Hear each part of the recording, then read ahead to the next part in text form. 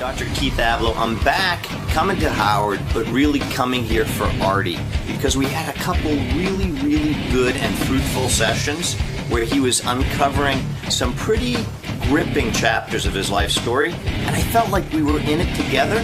And then, you know, he kind of drifted, and he missed a call. We had a scheduled call, and he missed that one.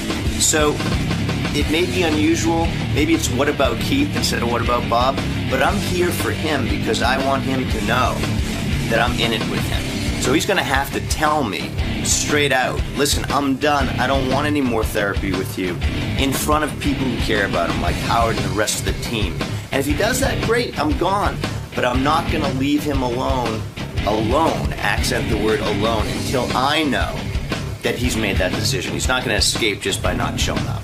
So you guys are at a pretty pivotal crossroads here? We're at a crossroads, and listen, I think most doctors would say, you know what, okay, so the guy didn't show, so when he calls me, he'll call me. That's not enough for this guy. This is a guy with an incredibly big heart, with, you know, parts of his life story that can surprise him down the road, and that's what I'm all about. Like, when I talk about living the truth, it's about facing your demons from the past and realizing, you know what, I've survived them, so I'm bigger than they are. I need to get him to that point where he can sort of build from strength and not rely on substances, not rely on, you know, one or another sort of tumultuous relationship. But there's more work to do. So if he doesn't want to do the work, that's cool. But I always say, like, the truth always wins. So I'd rather he know now that I'm in it with him, so that if he calls me 8 months from now and says, listen, things aren't going well, at least he'll remember, hey, you know, you did come, you tried to do the right thing, you were there for me. Right, and he doesn't expect you coming today, does he? No, he doesn't. So this is like a surprise visit, and we'll see how it goes, because frankly, right, this doesn't usually happen. You don't have your psychiatrist turn up in your family room for dinner, or for breakfast for that matter. But the bottom line is, I think that this is one way to kind of do a mini intervention, and he's amongst friends or family. So the bottom line is, I think that together we can get to the next level, and it may not be tomorrow. It might be 6 months from now. It might be 6 weeks from now. But really what I'm here for is for him to know that there's somebody in the world who cares that he's able to kind of heal from the past and build for the future. All right, well, good luck today, Dr. Ablow. All right, thanks. We'll see what happens. Hey, all right, here's a surprise for Artie. I'll line this up for you, pal. You kidding me? Surprise. Is it cake? No, you probably hate this, but I don't. You know, this is good. So I don't know. Somebody was talking to Dr. Keith Ablow. Yeah.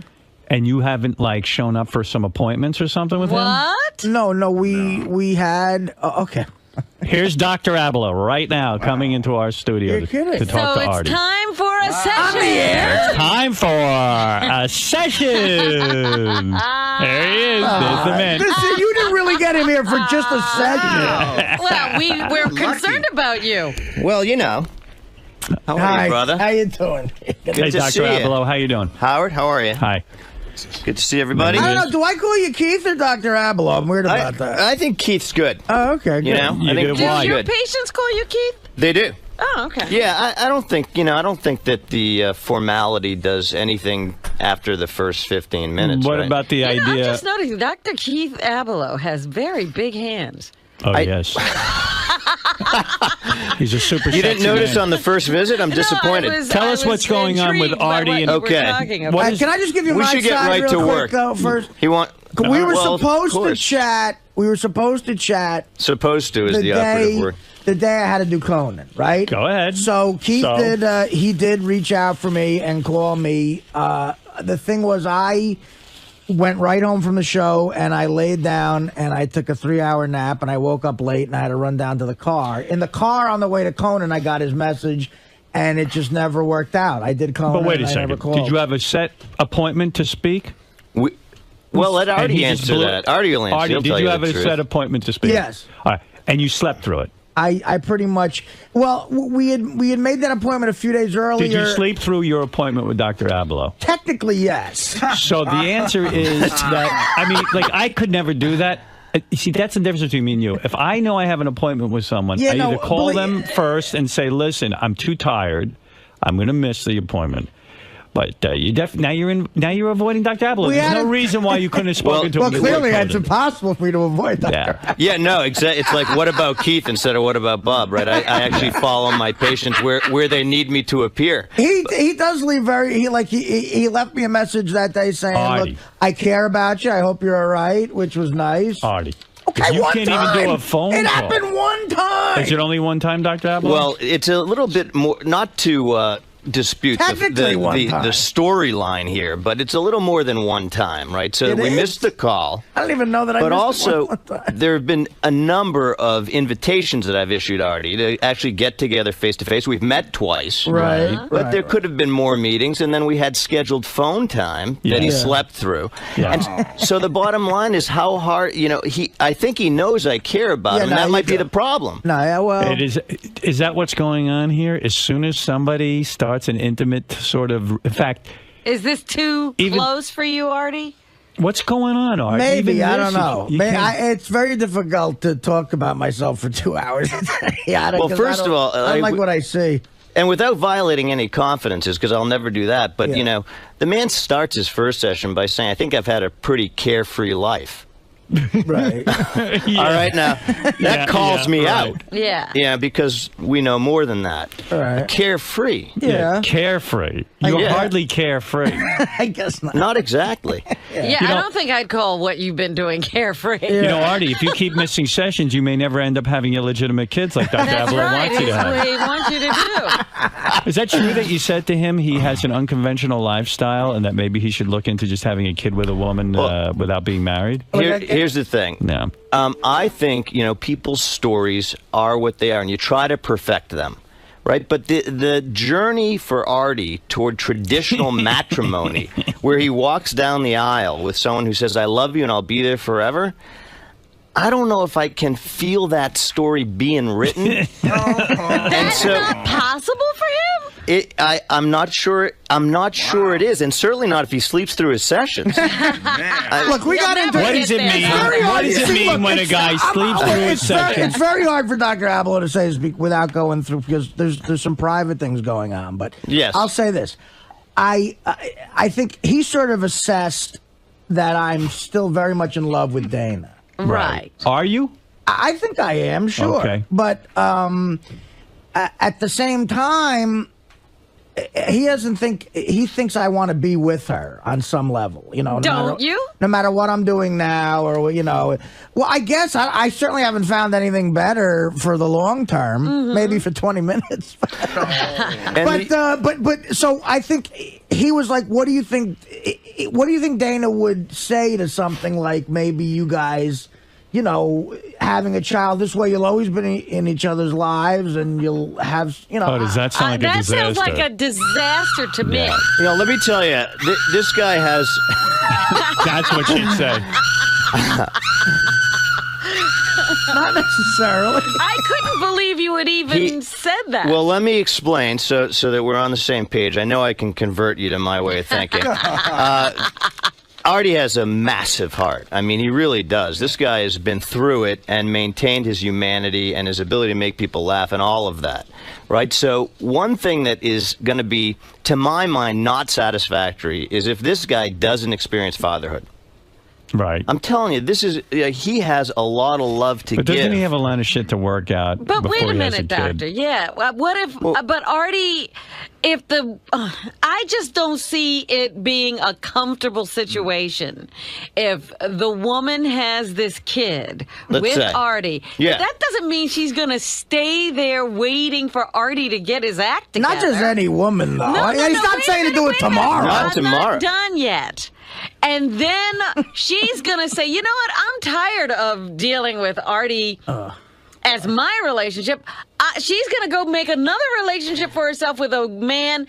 Now Artie's kid has two fathers. Well, but now Dr. you get Ablow, not to disagree, but I think it's a disaster. Complicated storyline that you're drawing. Here's the other way it could go, because this is a guy who, if you get the wrong dog, he's out of there. So, and by the way, I agree with him on that. I think getting a big, that was her defense. Sure. Against intimacy. Could be. Okay, and she may have others. fuck you. Yeah. Four-legged fuck you. So Let me sometimes ask I you think you have to something, take though. these Can Robin things. and Howard, let's get on can Robin target. and Howard and Fred and his sound machine come to every session? Let's get on target for a second here. Yay! The point of you being here, Dr. Yes. Ablow, and It's to completely fuck with me. is to confront Artie and Yes. say, So Artie, you'll go to your sessions instead of having them here. there's nothing can work unless there's a commitment, at least to meet with you. I didn't think realize we got to this point yet to where I was like... this is a that's But true. you're blowing off sessions. This is proactive. right? Did we ever have a session where you're sitting there and I just don't show up? Did that ever happen? Well, there was that phone call session, but Yeah, but- the But only reason the by the man's got a schedule. I mean, Yeah, he's sitting by a phone calling you, making the time to call you. and by the way, the reason it was a phone call is because I already couldn't find the time for face-to-face. But couldn't find the time doesn't work because I've worked with, everybody. yeah. And You know what? there's got to be time, right?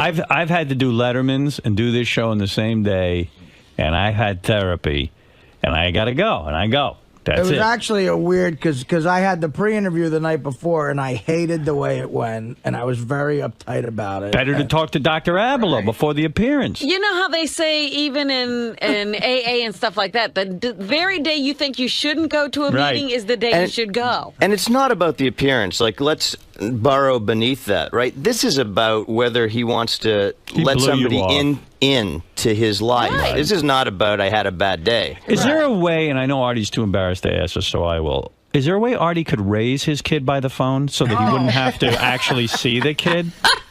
No, he'll be a great Is that too dad. conventional or unconventional? He'll be a great dad. He'll be a great dad. Partly because Well, he'll be play dad. Right. He'll be fun dad. see, that's what these guys say they don't. No, I they're just think it's trying to more get a than that. laugh. You're not going to be there to discipline if you're Why not do you living, say that? Because Oh, if you're not please. living with the woman, when the shit's going down, You're not there. and then you're going to be play dad. I did No, a he's not 5 saying- minute, 5 minute run. he's not saying he wants to be. It's 5 minutes from Dana. With He can be in the traffic same building for that matter. Right. The man needs his own space, and all I Who is wanted to this say, woman who's doing that? all I wanted to say is, we have you in mind, Robin. if you can have a loving relationship where you sort of touch him as much as he can bear it, Yeah. that may be the gate. He may end up living with her. Let me ask you what's Welcome going to the on. new world. You broads want your own life, so here it is. Take it. Let my me ask you what's going on vis-a-vis your relationship with Artie, because this says it all. What? Wouldn't you say that your relationship with Artie, Dr. Ablow, reflects his relationship with everyone? Yeah. That here you are Absolutely. attempting to be close with him, and the Being second there for him. and the second that happens, he runs for 𝗛𝗄𝗄. Exactly. He So, abuses you. That's he what could- happens. Well, I'm not abused. Listen, that's the abused him. benefit of having a psychiatrist I paid because for I don't lunch. experience it as abuse. No, I no, no. experience as No. him being defended But if against you were concern or love. What do a you wanna woman say to or Artie? his mother or his sister, that would be abusive. What do you want to Exactly. say to Artie? There, you're like my co-therapist. What do you I want kind of to miss Beth. Yeah. What do you Just want? so you know. What do you want to say Yeah. to Artie right now that you couldn't get a hold? Of course, you couldn't get a hold of him. So, what is it you want to Should say we to sit him? back? Really, let Well, us here- sit back and let you handle this conversation. This very uncomfortable conversation. Right. So amongst friends and family, right? What we're gonna ask Artie, I'm buttoning my jacket, See, I got an iPhone. is Taking just control. this because I want you to know Yeah. that should things go well for you, that's great. I'll celebrate with you. If things go less than well at any point, I want you to be able to reflect back and say, that guy, he's a little nutty. Right. But he showed up at work for me. No, I should call him. I know. I do. Listen, you've been very Right. nice, and I have no complaints. Very nice. It's You interesting. have, yeah. It's very... What do you find Tempered. interesting about that? But like today, I was going to say today, again, you're clearly a busy guy, and he is a busy guy. He lives in 2 different places. He's running all over the place. And like today, I have a crazy day that I'm kind of, and I have time in between. I have to leave here to go shoot this show, and I'm very uptight and stressed. I don't know. I thought about calling you yesterday, but then I said no. I don't know. Yeah, why'd you say no, though?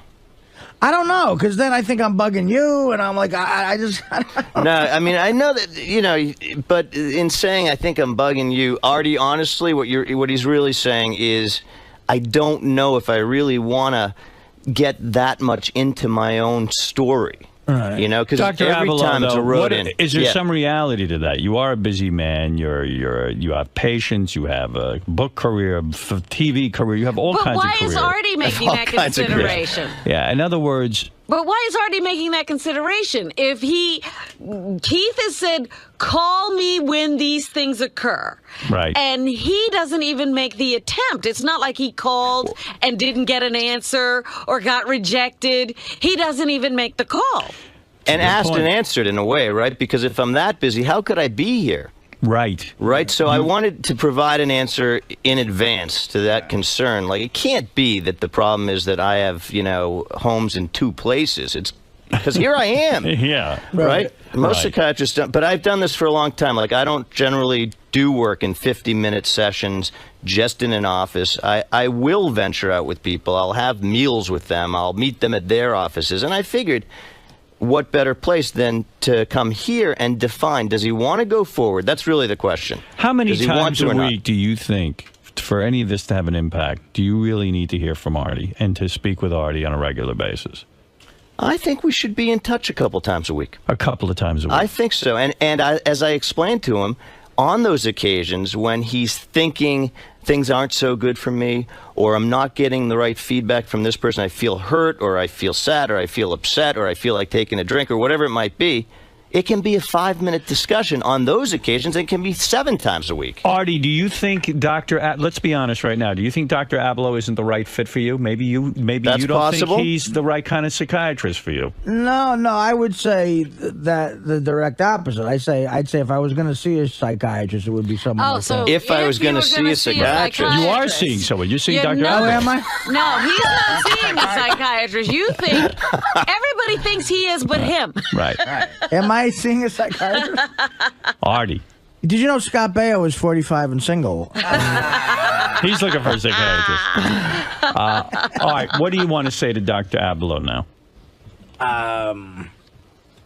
I want to say yes. I would like to continue to work on this great project. But what's the risk?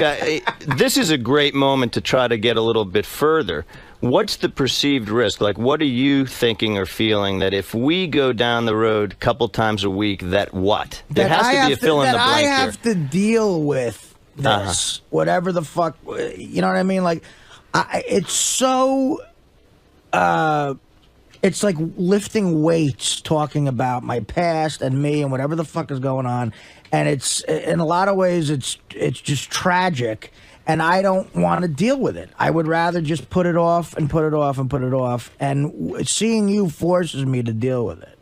And I hate that. I have to get, like, the fact that I'm busy with work or whatever sort of substitutes for dealing with that. And I could. So are you worth making an investment in yourself? In other words, Probably not. You could probably find an hour 3 times a week to call Dr. My mother's Ablow. house is paid off. You could find an hour 3 times a week to call Dr. Ablow. It's not like you're sitting there learning how to work Of your course I iPhone. could. But it's painful, and that's what he's looking to avoid. But you know what? It If you is, try it to avoid is. your It's pain, very- you get it tenfold at the You end. do, Art. That day, I'm telling you, that day after we spoke, I You felt good, went right? to his place. I did, but it was so draining. But did you feel good afterward? No, he's saying no. Well, Afterward. yeah. You did. But then to get that, you got to get to that level in your mind. Okay, I'm gonna go talk about me, because even doing stand up, it's you got to get the right mindset. But at least it's all bullshit. It's all joking around. This is Exactly. worse. This is more pressure. I get more nervous because I'm going and trying to figure out. Are you So let me afraid? ask Are you you something. afraid that Dr. Ablow will get close to you and then he'll get a huge dog? But really, Artie, He let already me knows ask I you don't want that. something. You say that you always have, like today, you've got a great thing happening. You're going to be on Rescue Me, but it's also a bad Which is thing. terrific. It's a really horrible thing for That's you. right. Right. Well, rescue yourself, man. Thank Yes, you. isn't it ironic that Artie is on Rescue Me and yet Right, he won't and he rescue really himself? needs it. I mean, Isn't that's the deal. Artie's real story Rescue Yourself? It's everyone's story because he says how much easier it feels to do stand-up. Right. Of course it Right. does. But you know what? At his expense. So everybody gets to laugh. But him. And at the end, he's Not all always. chewed up, and we get to say, look, another guy who... Doctor, Yeah. what is your recommendation to Artie right now? Thorazine? No. What is your really, recommendation? I've heard Artie says he wants to continue because Artie, you do want things in your life that you can't get right now. Absolutely, like sleeping pills. Okay, so here's the recommendation. What do you want, Artie? Why would you go to someone like Dr. Ablow to do what? What do you tell me? I guess what you want? to eventually be happier. Why would anybody? Happier. If I'm happier, then I think everyone in my life would be affected. So you in a want to be positive happier? way. Why else would anybody go see a But shrink? that sounds like a really good thing for you to be happier. Maybe that would contribute to your weight loss, contribute to you being free of drinking and heavy gambling. My weight right now is such a problem. It is such a epidemic, a source of for my depression. Right. That. Like, when I wake up, I feel horrible. I can barely move. I mean, I'm not used to being 300 pounds. No, I'm this really is not. new. This is new. It is. It's new. This is every day. It's a new day. It's like Star Trek. It's the undiscovered country. Let me weigh you. He won't let us weigh him anymore. To the point where I never gave a fuck about weight. Artie, like, now, it affects me. A day of depression follows. All right, so listen to me. Here is your doctor in the house. Yeah. Dr. Ablow. He's to actually talk at work. to you. He says he has a way that he thinks can put you on the road to more happy feelings. Dr. Ablow, please. We will. We'll get him fit, because how much weight can you carry? It's just a metaphor. Right. He's carrying a lot of weight. Well, now it's a lot of weight. And you don't mean need to put some of it down. It's actual weight. Did you hear what he just said? It's time to let go of some of it. But what other weight am I carrying? I don't understand. I mean, come on. No, you're holding on to everything. You won't even let him in to see how to work through some of the stuff that is keeping you back. So you're holding on, and your weight is sort of like Let me tell you. keeping you out of life. I do. I don't like long-term commitments on any level. Well, but let me tell you what the translation here is. Personally, professionally, I hate it. Artie's very skeptical that anyone can truly care about him. What did he ask you the last time I was here? He's like, yeah, but we never get together outside of here just to, like, be brothers. Right. And you've invited That's him why many we're times, not but what does he bros. do? He says, no, you didn't. Right. No, Right, so it's the same dynamic. It's basically like he's saying to me, you can't really care about me. It's really, you know, the psychiatry thing, and It'll it's a just 50-minute hour ruin it. thing. It'll just ruin. You probably Right. do. You have in your mind a little bit, Artie, that the reason Dr. Ablow is interested in you is because you're on this show? Absolutely. Is that true? No, I'm kidding. No, that he probably doesn't feel that way. But that so happens what? to be how we met, but no, I don't feel that way. But so what? I don't feel he's like I that. got a psychiatrist. He's into me because I pay him. He'll stop seeing me. But yet he's a good guy and he helps me. You know, I don't know. It's funny. Actually, last week at Conan, one of the other segment producers said, "Do you want to meet 𝗛𝗵𝗄𝗿𝗍?" And I said no. I said, "Well," he goes, "Oh, really?" Well, I go, "I don't know. What am I going to say to what?" Like, I don't. She doesn't want to meet me. I don't want to meet her. Like, what am I going to say to her? You know. You could have been banging 𝗛𝗵𝗄𝗍𝗿. You know what I mean? You know, She's not a huge fan. and he's like, "Well, really?" She said she'd like to meet you, and I'm like, "Well, I don't want to meet. I don't want to meet her." See, she wanted to meet you. Yeah, but I mean, I'm just saying, like, that's Let's a go perfect see See, but example. that's a defense, too, because if he were an intern at this show and he had told me the same story, I'd be as committed to him. But again, another shield. It's just because I'm well known that the guy wants time with me. No, I don't think that about you. No, I don't. Well, no, you might. What about it's the okay, idea but that- in the end, he'll know. Let's be honest. Artie should be institutionalized immediately, right? Artie Locked up in a needs straight major- jail. I'm on this show. This is Let's go to Dominic This is an Barbara. insane asylum. Dominic, go ahead. I feel that it's very unfair for Artie today to trust somebody and then have that person. And it's great radio, obviously, but Howard, could you imagine if your psychiatrist came in? Well, if Howard wasn't showing up, it would be the only place to find him. Well, this is called an intervention. Dr. It's Ablow. another bullshit And it's a little thing just unusual. to have a good radio Here thing. we go. Now, There are we we go going to again. get irritated? Well, Artie? what about what Dominic just said? Well, let's get your shrink in here. Well, wait a minute. Please. His shrink sees him when he has an appointment. First of all, I show up to every appointment. Well, that's your problem.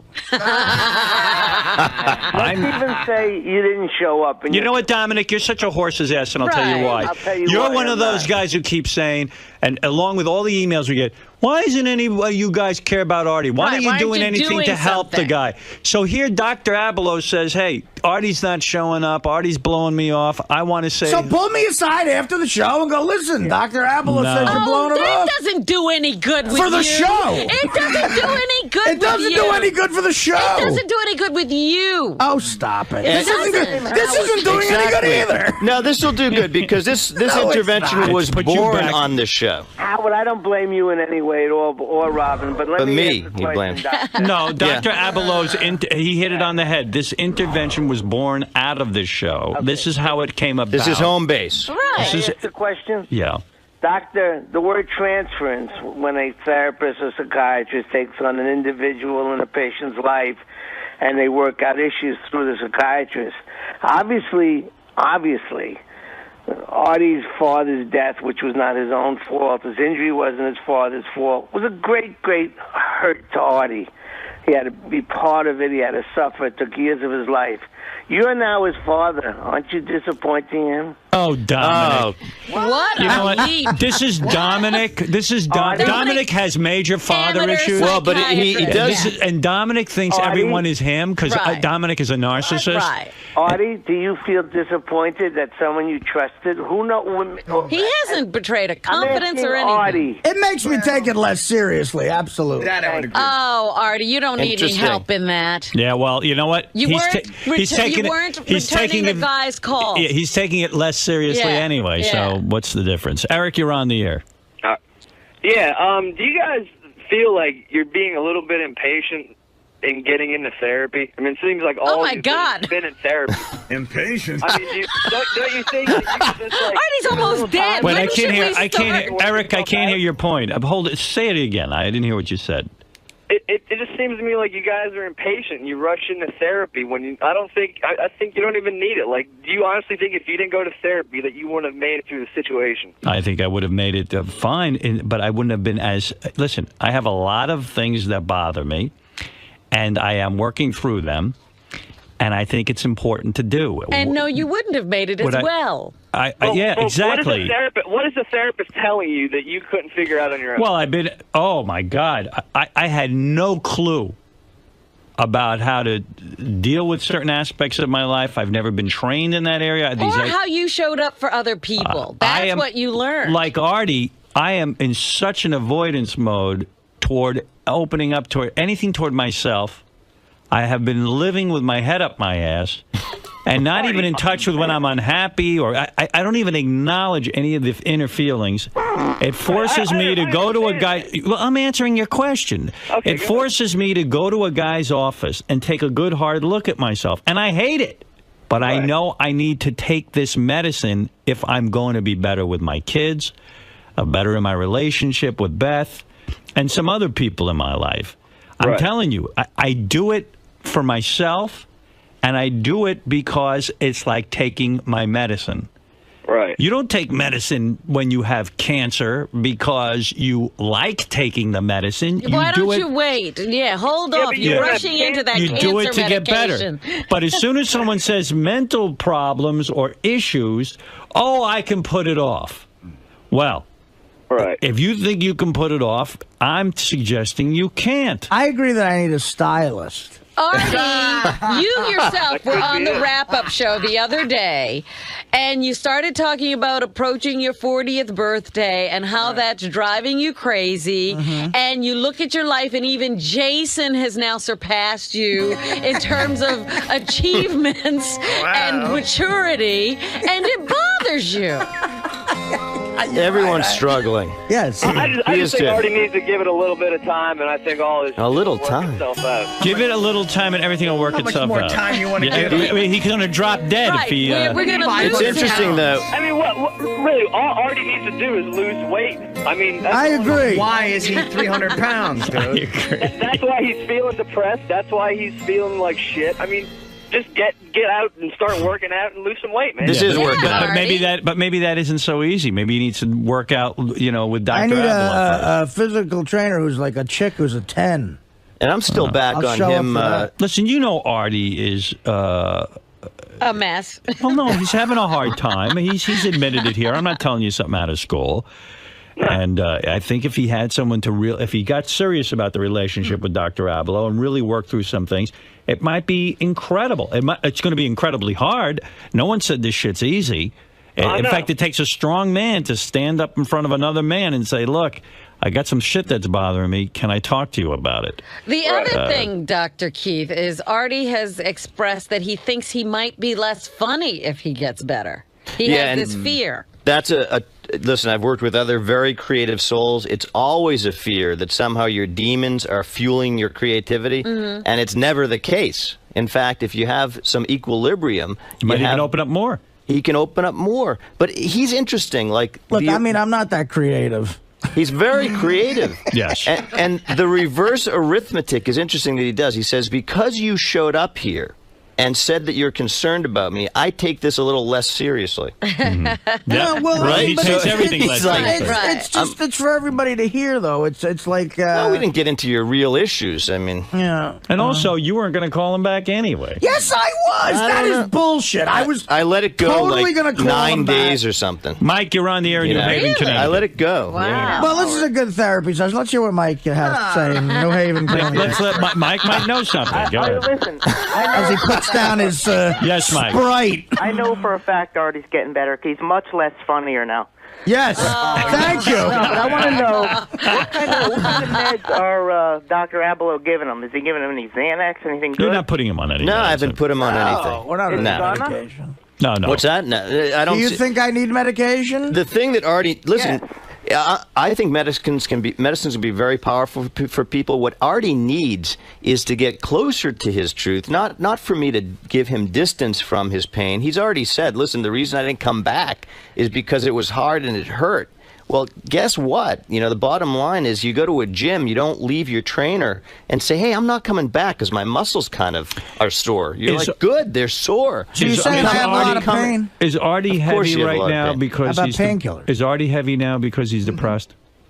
Artie's heavy because he is looking for one shield after another from certain truths. His story is that with all kinds of trouble in various chapters of his early life story, he then meets with sudden and unusual success. Yes. And it's in the realm of comedy. And so he has all these defenses at the ready. Women, alcohol, making people laugh. And he never has to, so far, go back and reclaim the damaged parts of himself and say, look, these were real things I lived through, and they're going to come back and get me.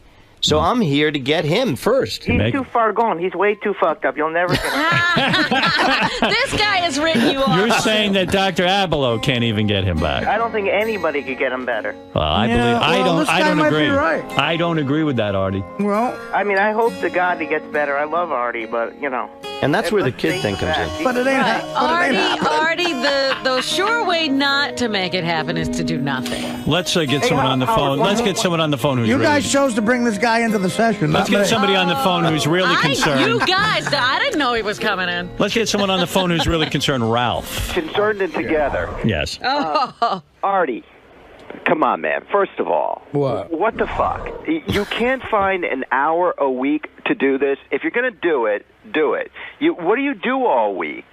I don't know. Like, how many Yankee games do you go to? I've only been to one this year. All right, but you can't find an hour. The guy can't make it any easier for you. He'll come to your house. He'll get you on the phone. You go see him. I mean, after you leave here, what are you so busy with? I don't even know. Like this guy from Playboy just did this interview. Thank God that's over. This guy was in my life for like 2 weeks, and he had a deadline. Oh, that's crazy. You know what I mean? So it's like, he came here one day. He came to rescue me one day. He came to a gig in Pittsburgh, and he's a really great guy. But I felt obligated because he had a deadline to write this 4,000-word piece. But why do you feel obligated? Because I don't know. He said I want. So there's an issue to speak to Dr. Ablow about. Hey, I want to give this guy 2 hours of my life. Meanwhile, and that's it. I don't know what that guy had the tape recorder running the whole time. I don't know what the fuck he's got. And you know what? That article, I am so scared of that article. And Artie, the article is going to disappoint you because you put so much energy into it. It's ridiculous. I mean, Dr. Ablow would have worked, and you say, Artie, we're going to say your free time is important. Draw a boundary. And notice what he did there. He compared me. He said, I have this other guy in my life who's a reporter for Playboy. Right. who shows up too and takes my time. So what he's trying to do is put me off by saying you're really no more important than the writer for Playboy. In other words, You know what I hear it, but I won't accept that's it. exactly right. I'll tell you what I happened to me. hear it, but I don't accept He it. said to me, he goes, after coming to a gig and here and the TV show, and he goes, I need one more thing. And he is he's a really nice guy, so I don't mind accommodating him. But he said, I want to come to your house. But what about and what see you Dr. at home Ablow- and interview you at home? Dr. Ablow just said you reduced Dr. Ablow to a Playboy reporter. To a Playboy reporter as annoying as that. You don't even value what Dr. Ablow does. No, I know, but it's like And so. it's So not then the when same thing he's doing. when he came over, it turned into a therapy session. I just Look thought how tough he is, though. He's very tough to care about. Yeah. He makes it very hard Yes. for you to care about him. It's Right. like gates that you have to get through. I suspect figured- Dana went through this with him. Well, sure. Yeah. But wait, you not only. Well, my Sure. relationships with people start out like a huge love affair. Like, you're great, everything's great, we're having fun. And then? I always, in my own head, I go, listen, eventually I want to leave a situation. People don't want me to leave. what do you But I wanna want to leave? leave. Why do and you that wanna disappoints leave? them for some reason. But why do you want I don't to know. leave? Let me put Robin's question a different way. I just feel like leaving. I what don't happens if you stay? What is your fantasy? What would happen What's the if fear? you got close to That Dr. one day I Ablow? wake up and I'm 50 and I've been at the same fucking place for fucking 30 years. That's not the fear. I said, Dr. Ablow, I'm talking about. What is your fear in staying with him and getting close to him? What is it? Is it What is it about homosexual? being What is close? it? No. What is it? Does it feel it's gay? not that- Does well, it I feel mean, shiny head? see, part of me, maybe I don't really buy into the whole therapy thing. Like again, like with this article, No, there's a but goal what- at the end. He's going to write an article, so we're working towards something. An article will get All right, done. but and what that's- scares you with about going being- to Dr. Ablow? I'm like, what is the light at the end of the tunnel? I'm not really sure. Forget what scares you about staying in a relationship with Dr. Ablow? And it feels good. Nothing's so scary about it. It's just that. Well, you're not So then doing do it, it. though. How come you can spend time to make Playboy a success, but not Artie a success? I Well, mean, because why are it's you giving part. time to Playboy? I mean, that's part of my career. You know, it's part of how I'm Career, making but money. you could've given him You know, 2 I hours. was Your talking in a career- broader sense. You're saying all relationships are like that for you, that eventually you want to go. I do. And And I'm saying- when I got on Mad TV, I signed a 5-year contract. I told my agent, I said, I don't want to be here 5 years. Like, well, you have to sign a 5-year contract. And then the first year went amazing. Everything was great. The second year started, and the drugs kicked in. And part of me's like, I don't give a fuck if I get kicked off the show because I'm done here. Yeah, but what does that say? It's That awful. says- I know it's awful. The Norm Show, if it didn't get canceled after 2 years, I'm telling you, I probably would have got arrested there too. Right. And I just get done. I get bored. I'm like, 2 years seems to be the time. That's Okay. a defense Well, Dr. mechanism. Ablow, what have you heard? What I've heard I've is been here this. 7 years, which says Listen. a lot for this show. I mean, it's the. Well, we're great people. I mean, I know, but when I want to leave a situation, nobody lets me leave. They're always like, "You're an asshole for leaving, and we hate you now." And then it's No, like, I would never. There's I a told reason you. when you're in a All right. good situation, you leave. But Artie, I told you, Exactly. yeah, as much as it would pain me to see you go, right. I want you to be happy. If this became so horrible to you, I would give you a big hug. See, that is a problem with me. It's like what there's nothing horrible about this. It's great, but Right. I get to the point where I don't know where the fuck I want to go. I just feel like going. I don't know But why. there's And something So why don't you talk to Dr. inside Ablow you. before you blow this up? Something like Dana or Dr. Ablow could create an anchor somewhere that I don't want to.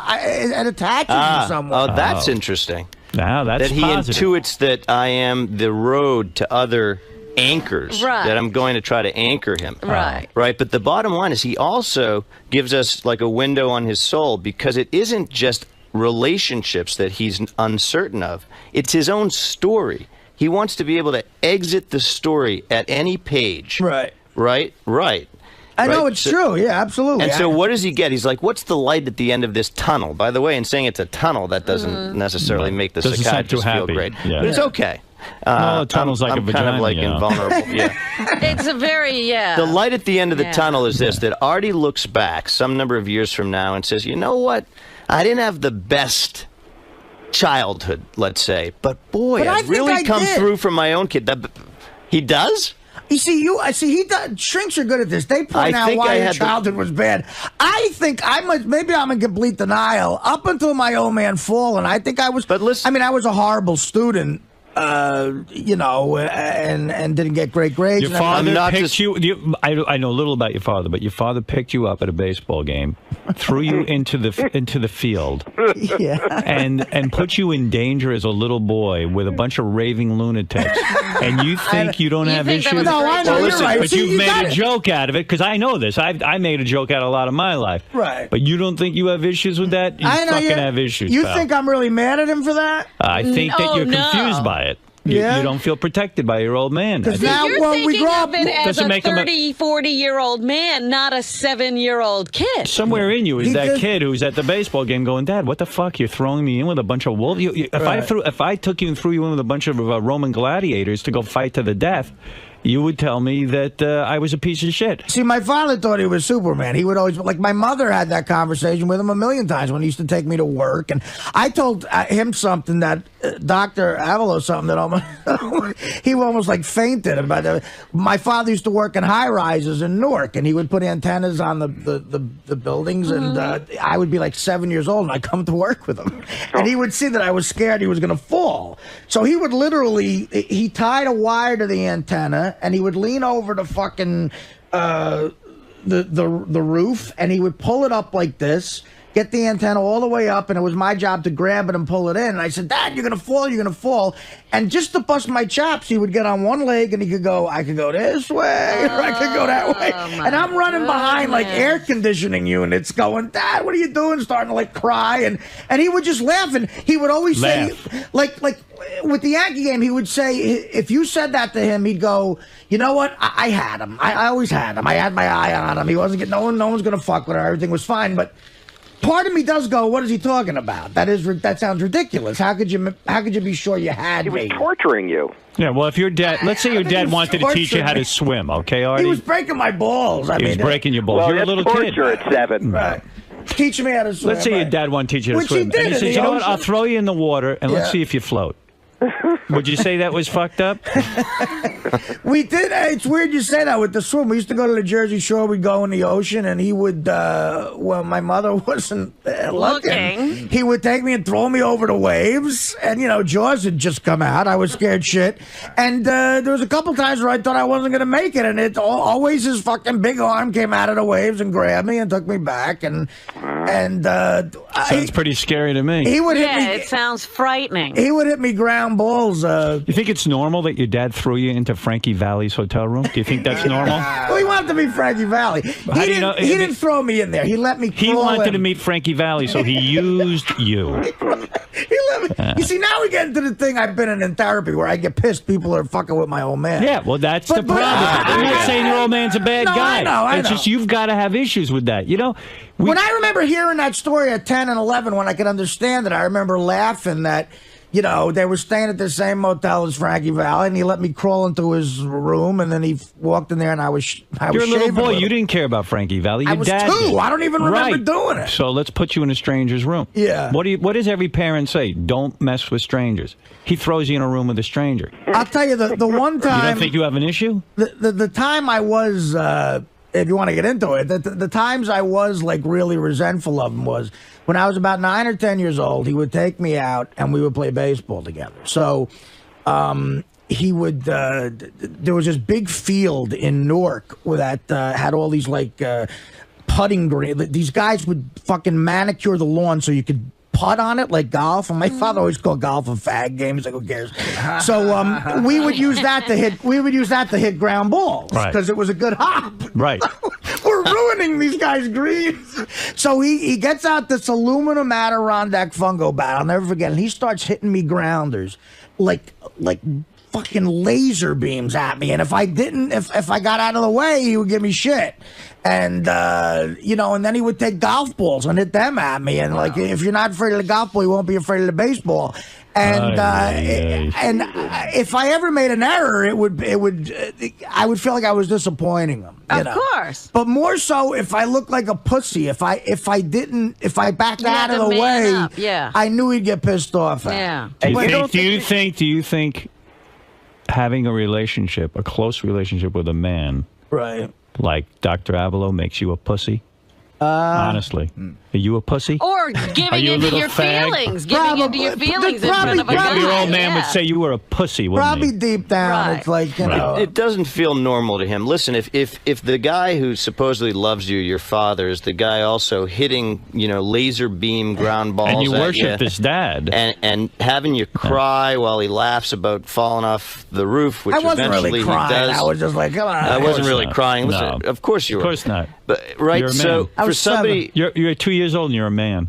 so what do you do? Like somebody expresses real concern for you, and what do you say? Listen, you're a Playboy reporter. There's no light at the end of the tunnel. I'm not calling you back, and you know what? I'm still here. Yeah. No, I know. I appreciate it. Well, Dr. Ablow, I want to thank you for coming in. my pleasure. I think Artie, this we is should very talk. loving. He's saying talk, Artie. This might be a good time to reach out Or to you could Dr. fire Ablow. me right now. No, listen. What Howard's saying If he fires you, you'll never bother him again. what Howard's I'll saying just keep is, him in the back of my mind. I'll be there if he ever calls. But we should try to break through some of this you're resistance. letting him off too easy, Dr. Ablow. No, he's not. No, He's he's saying not. I'm Artie saying let's has break to be through, a man but- and make a He decision. can't commit an hour a week to this. That's what I want. I want an hour a week and a couple phone calls. That's it. Do it, Artie. Mm-hmm. If you can't. well, do what that, Howard's saying is interesting, like that whole thing of do you think it's gay to have a relationship with him, like get into your feelings and stuff like that. Because when my father was hurt, they hired a Monsignor to come and talk to him. My father was always an atheist; he didn't care about God. But like when he was hurt, he always felt that maybe that because of stupid shit I did in my life, I'm being punished. So Monsignor, this real nice old Irish guy, would come and see him every week. And we really thought it was getting through to my father. We really thought, now maybe he's coming to peace with this. Right. And a few days before he died, my father, we were talking about it.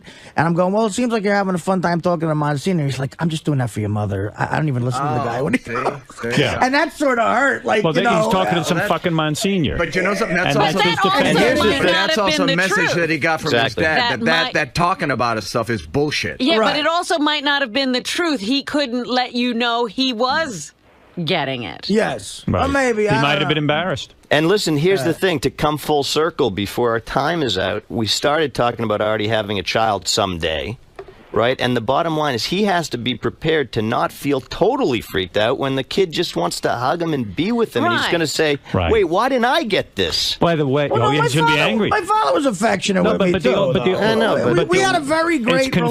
relationship. The old man, though, tells you he's doing it for your mother. Meanwhile, your father doesn't sound like that guy that did anything for anybody unless he wanted to do it. Well, The truth is, he wanted to speak to the he was a Monsignor. complicated guy. It's Yeah. hard to get my old man's psyche down. Everyone in is an hour. complicated, Well, Artie. you know what? But there's Complicated. something that went on with you when your encounters with your father Right. as well. There were things going on that you don't want to look at. And plus you want to make excuses for your old man because, listen, you know what? Nobody wants to badmouth their old man, but, there Except are things. me. So I got to know if Robin knows. I got to know if I'm fired. I got to know Okay. if I'm fired. I'll let you two work that No, out. you're Yeah. not fired. No. Okay, absolutely well not. that's encouraging, I'll call you. You're fired. Napoleon fired. You're fired. His iPhone doesn't have you on Dr. speed Can't dial. break up in person. I just got a new iPhone. Is Dr. Ablow your psychiatrist? Yes, He is. All right. absolutely. He is More so working than anyone with you. else. Okay. More so than anyone else. That's He's got not to a take the edge off. He's got to cut it back. commitment. It's Can't okay. you make this man It's special? okay. No, Can't yeah. you let him be above the others? Can't he be the special man? in Above your the life? others. No. Can Can you he- want to hit me grounders? No, I'd love right? it. Listen, the might work. Playboy reporter, Ablow, whatever. But the bottom line is that whether he likes it or not, the bottom line is I'm available to him. And so he's got to at least deal with the fact that there's some individual in the world who knows he's in some amount of pain and is available. So that's like irreducible. Well, I'll he's tell you, he's going to have to deal with that. I could definitely.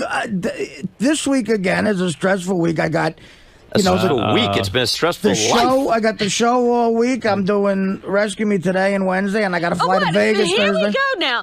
If he was not Stressful working, week. he could go do therapy. Yeah. He But I'm always saying- wants to do this if he's not in his Wait a life. second. What's going on? Stressful week. Well, it is Ralph. You don't have- Ralph. I mean, it's There's work. not an hour this week. I've to had meet with cabinet members in therapy. This guy Yeah, can't. I mean, can't. come on. I'm saying, Artie, no. you're saying you're so busy that you can't talk for an hour. You've had guys who run countries clear out an hour. Exactly. Well, I'm bigger than some countries. All right, listen, Dr. Ablow, you're great. Hey, listen, by the way, I got to mention fired. your book. We'll talk, yeah. You don't have Let's to get because to the- he'll think it's all about the book. Maybe we don't mention the book. Let's get to the real reason. Because he'll here. think he's... No, you know what? Don't mention it. Do not mention the I'm going to book. mention Absolutely it. not. Dr. Ablow, 21 pounds in 21 days. No. Stop. I'm telling you, no, we're not going to plug the book because I'm not going to let Artie think that I'm here for... No. I'm It's kidding. not about the book, now Artie. I'm being a comedian. He I'm thinks kidding. it's about a magazine, a book. It's not about that. I'm kidding. We sell plenty of books. We don't need to do it here. Listen, I know. It's okay. I was I'm doing- telling you, no, do not plug the book. I will not plug Okay, it. thank you. I Could will you not plug, plug it. Thank you. Plug We're not talking about- August 3rd and 4th in Cohasset, Massachusetts. Plug someone. All right, look, Ralph, thank you. Yes, thank you, Ralph. Thank you for helping Artie, No Ralph. problem, Marty. Anytime. You can call me too. I know, buddy. All right. All right. All right. All right, let's just thank Dr. Ablow. There's a lot of people who want to discuss Artie. Yeah, thank you. Is my first grade teacher here as well? Coming in next. Yeah, everybody's got a story about you. All right, we're going to take a break. Artie. Coming in next, the psychiatrist with a fat fetish. Let's take a break. We'll be back right after these words. What's with Artie? What do you think his problem is? Listen, I think Artie, like a lot of people, is ambivalent about how much does he want to get into the issues, right? And I represent that. I'm like, sort of a burrower for the truth. So if you want to avoid the truth, you avoid me. I wanted to make it a little harder for him to avoid me, so I came here. I think he handled it pretty well, and we'll see what the evidence is. He'll either call me or he won't. But at least we'll know. We'll have the answer. Do you feel like he's still trying to make excuses? That's what it seemed like. Of course he's trying to make excuses, but that's expected. Like, I know that with someone in that amount of turmoil, there are going to be excuses. There are going to be shields that people hold up, and he's got a lot of shields. And I just wanted him to know, I see them. I know what they are. It doesn't stop me from caring about him, and he could call me in 6 minutes, or he could call me in 6 months. I'd take the call, and we'd keep working. So he knows now there's one person in the world who's going to be there for him as long as I'm in the world. Now, what do you see in Artie's future if he does want to see you? Listen, I think here's where we can get him to access parts of his life story he hasn't looked at or felt the emotions from. I think he'll be even more creative. I think he'll be funnier for it. I think he'll feel better. I think he can lose the weight because part of the eating is to feel better. I think he can feel better without a lot of food. I think he might be able to make a committed relationship with a woman. And my fondest hope for him is he gets to father a child and to bestow upon that child all of the gifts he'll know intrinsically and instinctively how to give because he didn't get some of them. See, people who've been hurt are sometimes the best people to love others. But he's got to allow himself to be loved first. All right, Dr. Keith, thanks for stopping by, and I hope you can help him out. And if you need any help, you just call me, all right? I'm here for you, too. Thank you. All right, thanks. Artie, was this ambush visit by Dr. Keith on the same plane as when they brought in the girl who likes fat guys? No, it was, I don't know, it might have even been worse because I hate shrink shit. And then they're publicizing your personal life again? No, where you gonna go? No. It did make for good radio. Yeah, I guess, but do you really want to continue this whole relationship you have with Dr. Keith, or is it just getting to the point where... No, I don't. I'll give it a shot. Why not? Fuck it. Ultimate warrior. I'm gonna keep going. But, when guys like Ralph call in and say, what are you doing all week that you can't go meet with Dr. Keith, that's got to get under your skin because he doesn't understand your life at all. Well, listen. When you're in some sort of crisis in life, it would be ridiculous to not take the advice of a Ralph 𝗻𝗄𝗏. So, I'm going to try to live by Ralph's law and make an hour to go to therapy. And maybe one day I, too, will be huddled up in a dark apartment in New Jersey with Star Trek action figures. And watching The View. I'm watching The View. All right, man. Good luck with Dr. Keith. I'll leave you be. He can speak perfect English. He grew up here. And he don't even have $1 million. Ha ha ha. Ha ha ha ha ha. Yeah. That's what he goes home and tells Maria. Sure. Maria Shriver, huh? Boy, that must be something. One of the direct Kennedy descendants. Mm-hmm. Good looking. And a good looking one. A good looking one. Yeah, how'd that happen? That's right. Usually the boys get the looks. Yeah, I know. You didn't see Arnold chasing Caroline. Oh. But you got to figure a guy like that has women throwing themselves left Well, and they right. were, yeah. Robin was doing Hey. Yeah, Robin. Man. He is a good-looking guy. He's gorgeous. Yeah. Bricklayer gets a Kennedy. Me, I've got a Burns. It's my wife's maiden Did name. he ever go to college?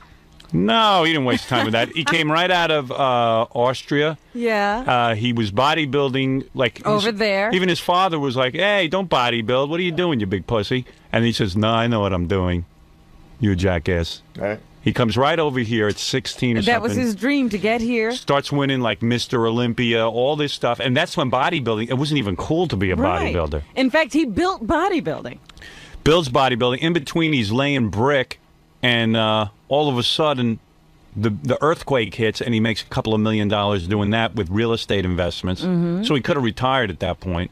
Yeah, he was already set. Then decides to go into movies. Everyone's goofing on him and laughing at him, and then he becomes the #1 box office dude in America, Yeah. in the world. And he does our radio show. That's the only part of the plan I can't figure out. I guess he figures every life must have some adversity. Yeah.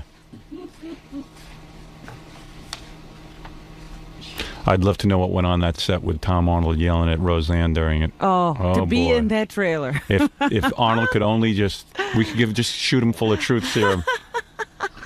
And tell us what was really going on. And that first meeting where Jim Cameron, the director, turned to Arnold and said, "Let's put Tom Arnold," and Arnold went, "Are you high? Do you know who you're putting in this movie?" Jim. Arnold, my name is Jim. Jim, are you crazy? The man is nothing. He married Roseanne. That's his claim to fame.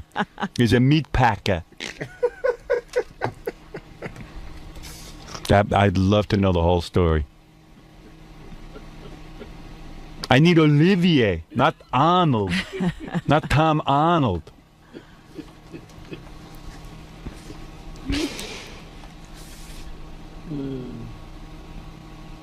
And then with Roseanne stopping by the set and the two of them arguing and Tom Arnold there with his assistant. Right. Kim. Must have been pretty. Kim Silva. Yeah. Roseanne with that blonde hair. Did you see that blonde I've seen hair? her as a blonde, yes. Holy mackerel. Could she get any uglier? I mean, did she look in the mirror and you say, "I want to make myself look worse"? Who told her to do that? Meanwhile, this Arnold Schwarzenegger, never any dirt on him. He's always clean. He's always walking around. You don't find him with any broads in a hotel at Fred's bachelor party. You should have invited him to the bachelor party. Hey, I didn't think of that. That would have been some bonding. Get him back. He probably wouldn't do it. He might. Want to hang around with us. He's a fun guy. You know, he's about the same age as us. He might be a little older. I know, but he always seems like so much more mature. Seems like Fred's dad. Ooh. He's always putting us in our Come place. on, boys. Remember when he yelled at us the first time we met him? He didn't really yell at us. He was pretty nice about it, but he dressed us down. Very strongly. He was in the bathroom. He was making a duty. Oh. First time I met Arnold. Tell that story. Trying to. First time I met Arnold, I was doing a talk show, and Arnold was the guest on before me, and it was Charlie Rose. The Charlie Rose show, yeah. He had a Phil Donahue ripoff show. Charlie's the only one in America who couldn't make that work. Yeah, he tried it first and Yeah. bombed. And Arnold was a guest. He was doing Conan. It was the first the Conan. Barbarian. And Sandal Bergman was Right. on. Yeah. So I was a big fan. I was excited that he was going to be doing Conan, and I ran into that. I never do this. I'm much You too shy. and Fred followed We him both- into the bathroom. The two big dopes ran Yeah. into Almost. What? Almost. Oh, Yeah, stop. chasing Arnold into the bathroom. So I said, "Fred, let's go chase Arnold into the bathroom and tell him how great we think it is that he's doing Conan the Barbarian." We went in there and he was like, "Hey, what? Hey, boys. Hey, boys, please. Thank you so much for a nice compliment, but Please. Sorry to bother you, Arnold. That's Yeah. okay, boys. Yeah. What is it? He loved it. Yeah, of course he loved it. Said you were really wild. And He loves it. He's a wild guy. He's done some wild Yeah. stuff. Look at him in Pumping Iron. He's smoking pot. Oh, yeah. It's a long time ago. A long time ago, but he's got a wild streak in him. He's definitely got a wild streak. Yeah. Something tells me he gets a little thing on the side going to some girls. Oh, here we go. Jamie telling Lee, you. meet me in my trailer. Jamie Lee, that was a good strip. That's very nice. Now let's go practice in private. Come here, Roseanne. Yeah.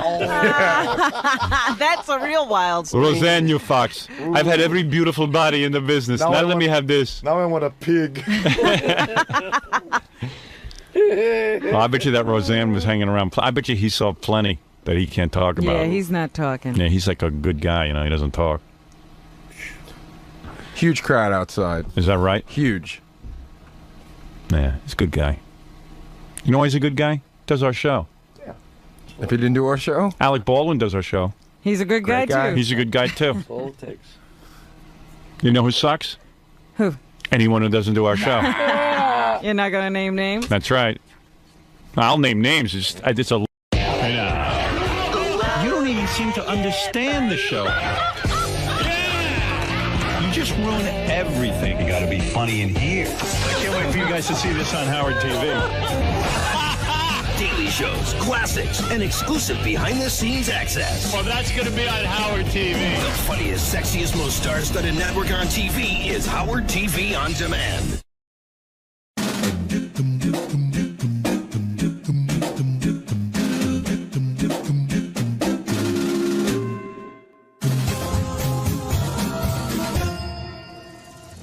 Hey Stern fans, welcome to Fine Time, the show where you, the fans, get the opportunity to ask questions and interact with your favorite Stern Show staffers, whack packers, and celebrity superfans. I'm your host, Rachel Fine. Now, my guest today is a former intern who spent more time wandering these halls here at Sirius and diddling a pencil than he did doing any actual work. He likes to hang out in libraries and stand around staring at people. If there's a Stern Show related event, you can be sure he'll be there. You can also be sure that he'll never leave. And you can probably be sure that he's going to follow you home. Ronnie the limo driver says that he discovered him, although he came to us through the internship, so go figure. We all know it was the Tourette's that truly made him famous. Please join me in welcoming a man who sent many, many emails asking to be on Fine Time and who will most likely spit all over me and the camera lens. Ladies and gentlemen, Medicated Pete. What's up, Pete? Rachel. Hi. What's going on? How are you doing today? How you doing? Good. I'm good. How are you? I'm just hanging out. What's going on? I'm liking the new highlights you're rocking. I love it myself. You know? Yeah. You're styling. Did it for the spring, summer thing, you know? Okay. So. It takes it up a notch for Fine Time. So. I appreciate that. I brought you snacks today. So take your pick. Oh, you shouldn't have. Well, you should enjoy Cupcake Wednesday with us. What would you like? I don't know. You know, I think I kind of like this one. Go for it. Grab it. Yeah. You can have a snack while we're working. Really? Yep. Oh man. Go ahead. I'm not so sure. I think it's going to be delicious. I'm feeling. I don't know. I'm feeling I should eat this thing. I don't know. I think it'll help you relax. First question is from. Right, thanks. At Scott Grunwald. Scott asks, take us through a day in the life of Medicated Pete. A day in the life? A day in the life will be getting up in the morning. Yeah. Taking a shower. So far, so good. So far, so good. Selecting my clothing for the day. Yep. Did a good job. Usually, yeah. I'm okay with that. You know. Bypass breakfast. I'm only eating one meal a day. It seems, because I'm constantly on the go. That's why I got you a cupcake. Keep going. Rachel, this is beautiful. Go ahead. What else do you do? Oh, damn, that's good. I'm glad you like it. Damn. What? So you get your clothes and then do you go anywhere? You stay home all day? Select my clothing. throughout the day. As you can tell. Yep, I saw the clothes. Beautifully dressed. No, you did great with that. Oh. Very nice icing, by the way. That's good. I wanted you to get the bite to eat, the 1 meal a day Beautiful, thing. beautiful. Good. Do you go anywhere? during However, yeah. Well, and then after the shower and the clothes selection, dressing of the clothes and all that. Yeah. I will go on the internet and look at pornography all day. So. You're busy. Yeah. You're a busy guy. I'm basically a busy man. That's what keeps you from having food breaks. You got to use a lot of porn time. Yeah. Okay. Mm. Next question is from Louis G. Unbelievable. Louis asks, do you still go to the library every day? And if you don't, where is the new hangout? The hangout is still the library. I'm still doing the library. It seems to be the thing to do. Yeah. You read a lot when you're there or no? Basically, I'm at the library staring at people, and it seems to freak them out to a point where it's like, what are you doing? You know, what are you doing here? Like staring, you know. So basically, the staring is over with, and I'll just go and make believe I'm working or doing something, grabbing a magazine or something. Okay. And you know, looking through the magazine, basically. It's a busy day. Yeah, I tell you. At Trey Stink asks, do you like Robin's or Rachel's boobs more? That is a tough one, you know. It's a challenging question. Because I'm very much a boob man. Yeah. So what's your expert opinion? I love the boobies, you know. Sure. Love the boobies, you know. He loves the boobies. I mean, it's just a fascination of mine. Okay. Staring at breasts, and I get such a joy and a rush from staring at boobies. So to answer your question, I'll have to say Rachel's, because I don't know, it's just fascination. Fascination. I am so flattered right now. Question from Brian S. What's your favorite experience you've had with the show? I have to say my favorite experience has been pissing Ronnie the 𝗦𝗵cie𝗄𝗿𝗱 off to the extent where it's very enjoyable. Do you have a favorite pissing Ronnie off memory? I remember going to the staff bathroom and putting like a garbage can or something in the way of the door, and he came out of the door, and boom, there's the garbage can there, and then he was really pissed off.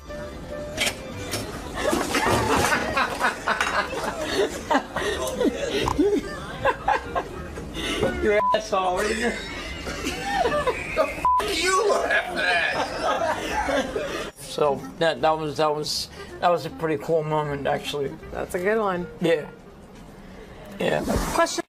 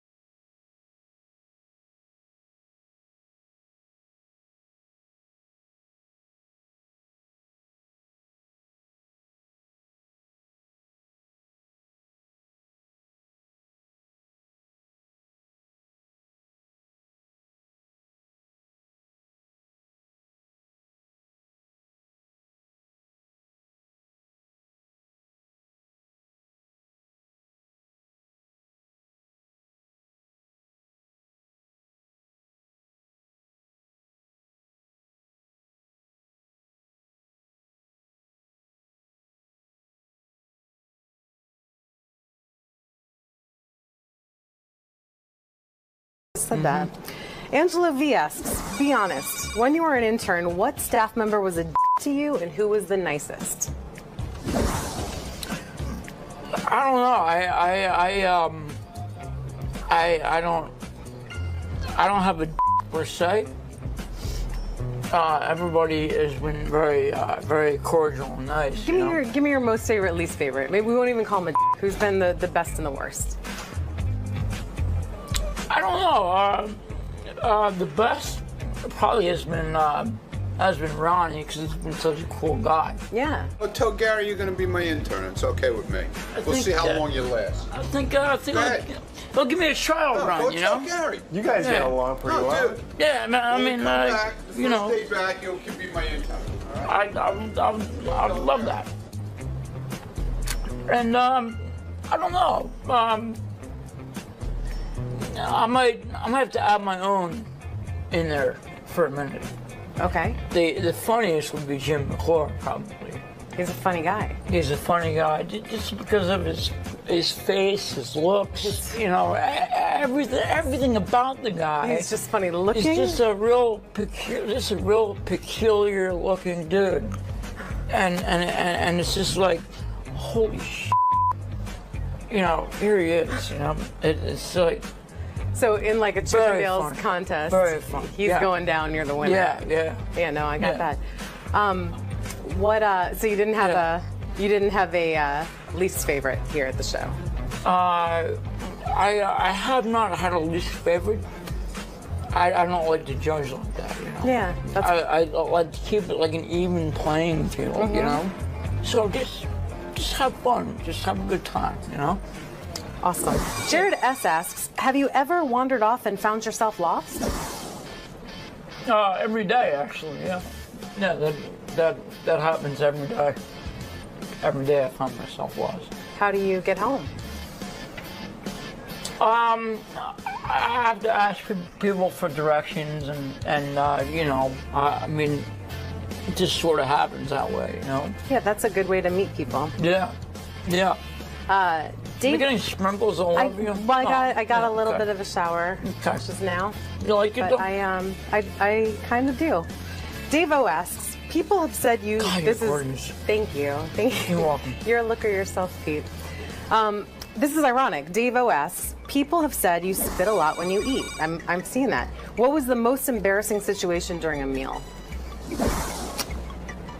Well, probably when all my food came out of my mouth. Probably. What happened? When was that?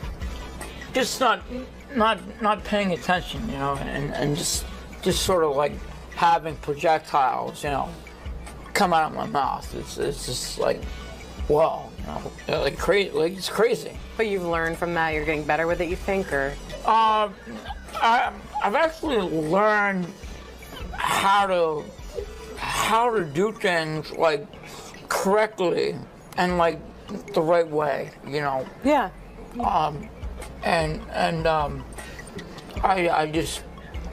I've learned from past mistakes. That's how you grow. You know, that's how you grow as a human being. Yeah. I mean, it's just like, you know, eating and learning. You know, that's usually how it comes.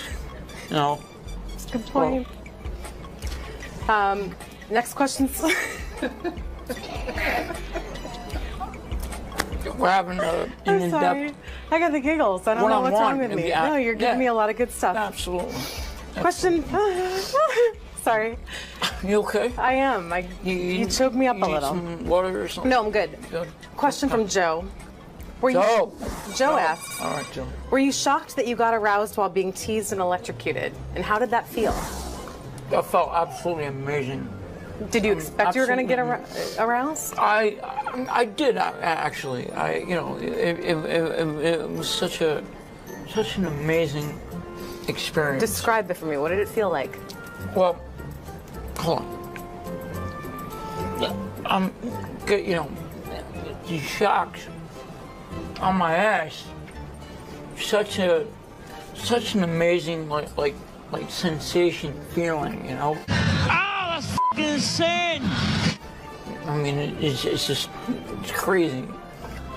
You have to experience it to actually get the full. Yeah, I can't even imagine. Get the full-on effect. Damn, yeah, it is. Because it's just absolutely amazing. Have you tried to replicate that at home on your own?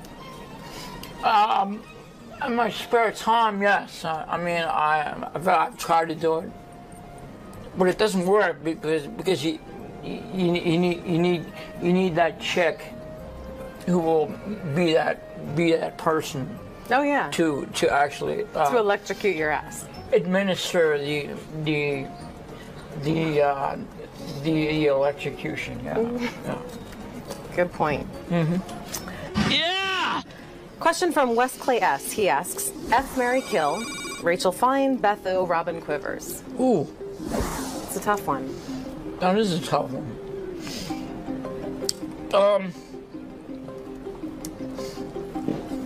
I don't know. I probably would have to say F Rachel Fine. Thank you, sir. Because of her just spectacular beauty right here. I mean, look at this. Thank you. Kill. I would have to kill Robin Quivers. Why's that? I don't know. It's just something about her just would make me want to do that. And obviously would marry Beth O. She's beautiful. Because she's such a sweet. She is. Woman, like a seemingly like a caring woman. So, absolutely. So I would definitely have to do those three. So. All right. Yeah. You got a plan. Yeah. A lot of people wrote in asking for you to do some impressions. So I'd like to take this opportunity. Let's see what you got. Can you do a little like 𝗦𝗫𝗄𝗿 for us? Oh my. That's good. How are you, Rachel? Oh, look at you. You're looking mighty fine today. Impressive. How about Ronnie? Give me Ronnie. Oh, what the fuck is this shit all about here? What's going on here? Rachel, you look great. You look amazing. You look amazing. Thank you. Next one's Gary. Give me Gary. Boss. I don't understand this fun time. Boss. What's going on? In other words, I don't get why he's here. In other words, I don't understand. I don't understand this. Oh, it's really good. Beetlejuice. I don't think I can do Beetlejuice. What other impressions you got in your back pocket? Who can you do? Any famous actors? Off the top of my head, I don't have anything. Any other show members that you can do impressions of?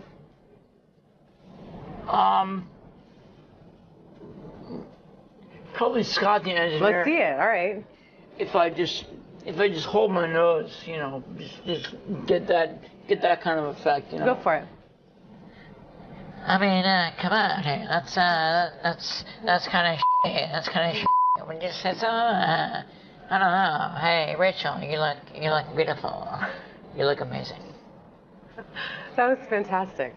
And just to take us out, and before I even go there, I want to thank everyone for the questions they sent in. This is a really special episode of Fine Time. Please keep sending your questions. You can tweet them, you can Facebook them, you can Great send occasion. them via email. Pardon? Great occasion. Great occasion. Yeah. Even send video submissions. And remember that this is your show, so do not screw it up. Until next time, I had a fine time, but it will be all the more fine if I can get a little beatbox from Pete. Get ready. Yeah. Little beatbox? Yeah. What do you got? All right. I'll show you what I got. Okay. Gotta get into it a little bit. Get into it. Gotta get into the rhythm. Gotta get into the rhythm. Okay.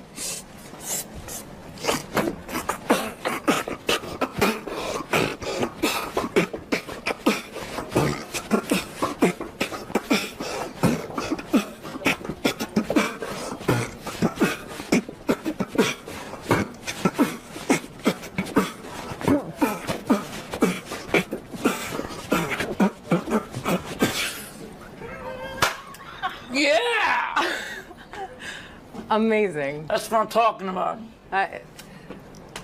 This guy. It's like good stuff for one. It was, or what? You are hot, by the way. Thank you. I mean, Thanks. amazing. I really appreciate it. Thank you. You're welcome.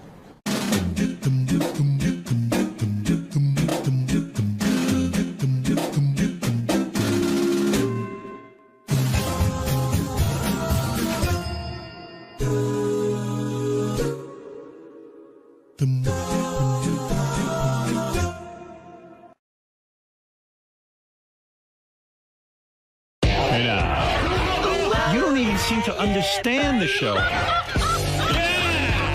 You just ruin everything. You got to be funny in here. I can't wait for you guys to see this on Howard TV. Daily shows, classics, and exclusive behind-the-scenes access. Well, that's going to be on Howard TV. The funniest, sexiest, most star-studded network on TV is Howard TV On Demand.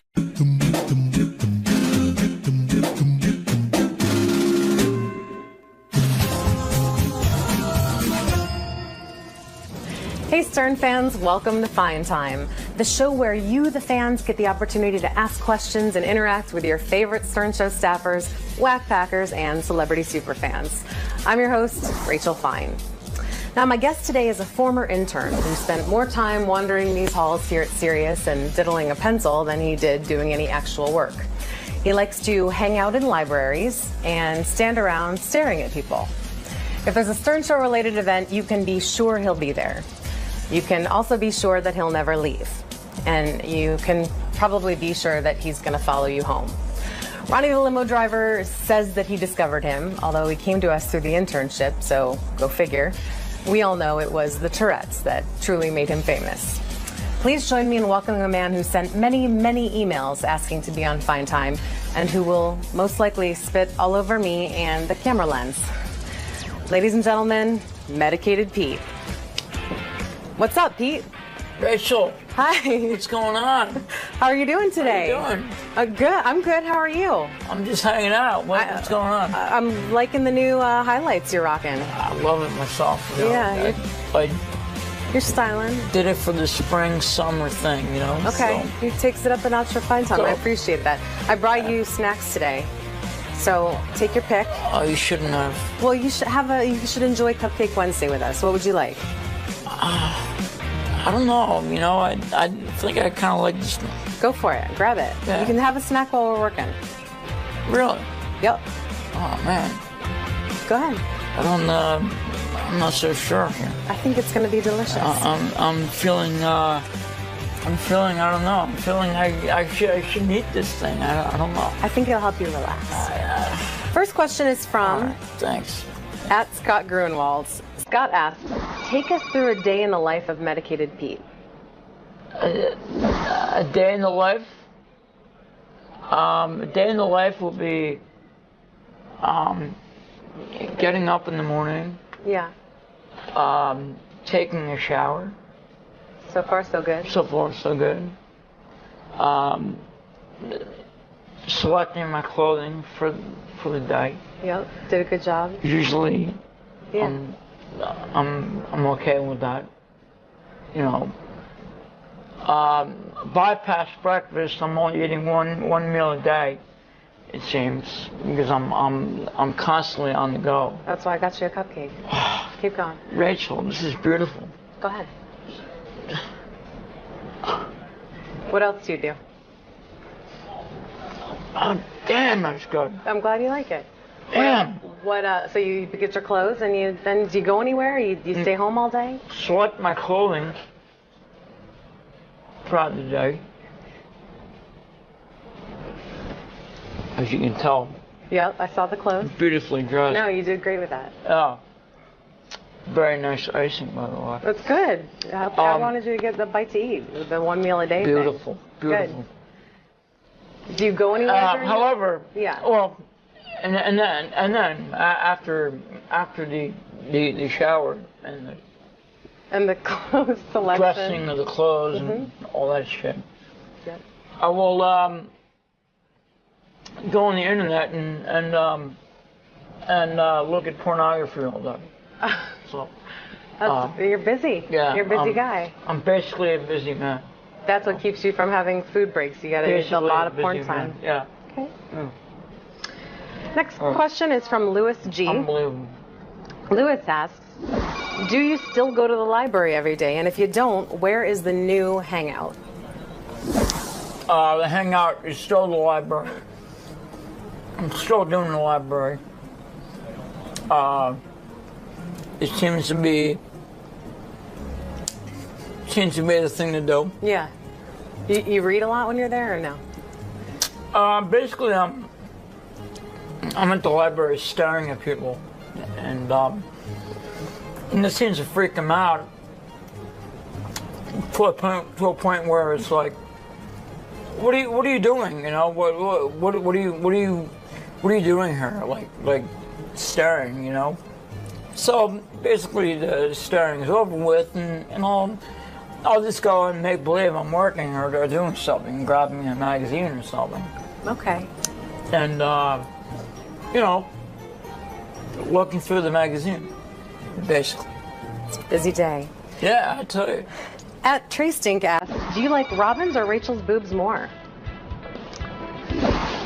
That is a tough one, you know. It's a challenging question. Because I'm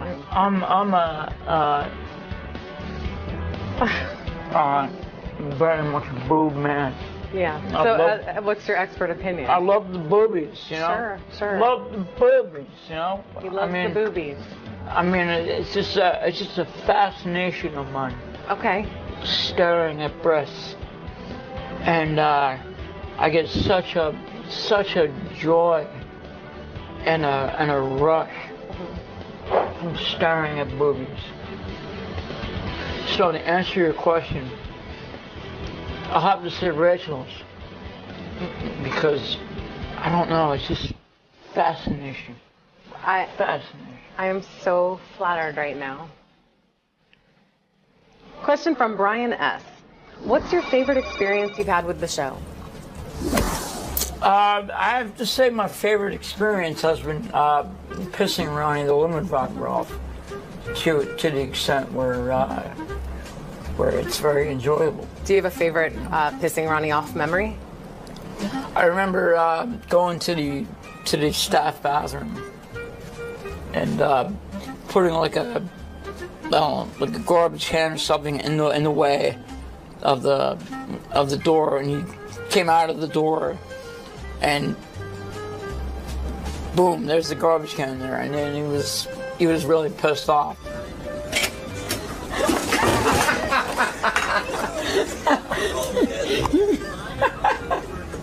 Your asshole, isn't it? The fuck are you laughing at? So that was a pretty cool moment, actually. That's a good one. Yeah. Yeah. Question from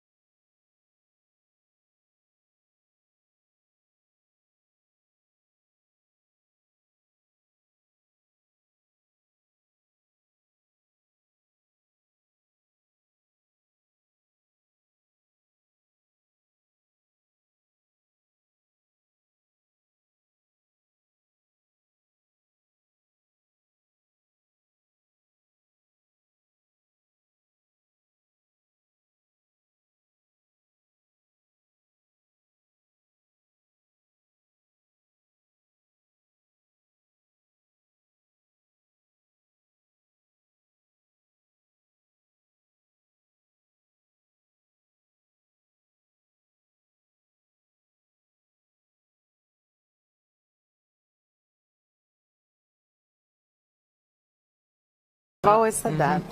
Angela V asks, be honest, when you were an intern, what staff member was a dick to you and who was the nicest? I don't know. I don't have a dick per se. Everybody has been very cordial and nice. Give me your most favorite, least favorite. Maybe we won't even call him a dick. Who's been the best and the worst? I don't know. The best probably has been Ronnie, because he's been such a cool guy. Yeah. Well, tell Gary you're going to be my intern. It's okay with me. We'll see how long you last. I think they'll give me a trial run, you know? Gary. You guys get along pretty well. Dude. Yeah, man. I mean, you know. Stay back. You can be my intern. I would love that. And I don't know. I might have to add my own in there for a minute. Okay. The funniest would be 𝗦𝗵cie𝘄, probably. He's a funny guy. He's a funny guy, just because of his face, his looks, you know, everything about the guy. He's just funny looking. He's just a real peculiar looking dude, and it's just like, holy shit, you know, here he is. You know, it's like. So in like a Chippendales contest, very fun. He's going down, you're the winner. Yeah. No, I got that. So you didn't have a least favorite here at the show? I have not had a least favorite. I don't like to judge like that, you know. Yeah, I like to keep it like an even playing field, you know. So just have fun, just have a good time, you know. Awesome. Jared S asks, have you ever wandered off and found yourself lost? Every day, actually, yeah. Yeah, that happens every day. Every day I find myself lost. How do you get home? I have to ask people for directions, and you know, I mean, it just sort of happens that way, you know? Yeah, that's a good way to meet people. Yeah. Dave, you're getting sprinkles all over you? Well, I got a little bit of a shower just now. You like it? But I kind of do. Dave O asks, people have said you. God, this is. gorgeous. Thank you. You're welcome. You're a looker yourself, Pete. This is ironic. Dave O asks, people have said you spit a lot when you eat. I'm seeing that. What was the most embarrassing situation during a meal? Probably when all my food came out of my mouth. Probably. What happened? When was that? Just not paying attention, you know, and just sort of like having projectiles, you know, come out of my mouth. It's just like, wow, you know, like crazy, like it's crazy. But you've learned from that. You're getting better with it, you think, or? I've actually learned how to do things like correctly and like the right way, you know. Yeah.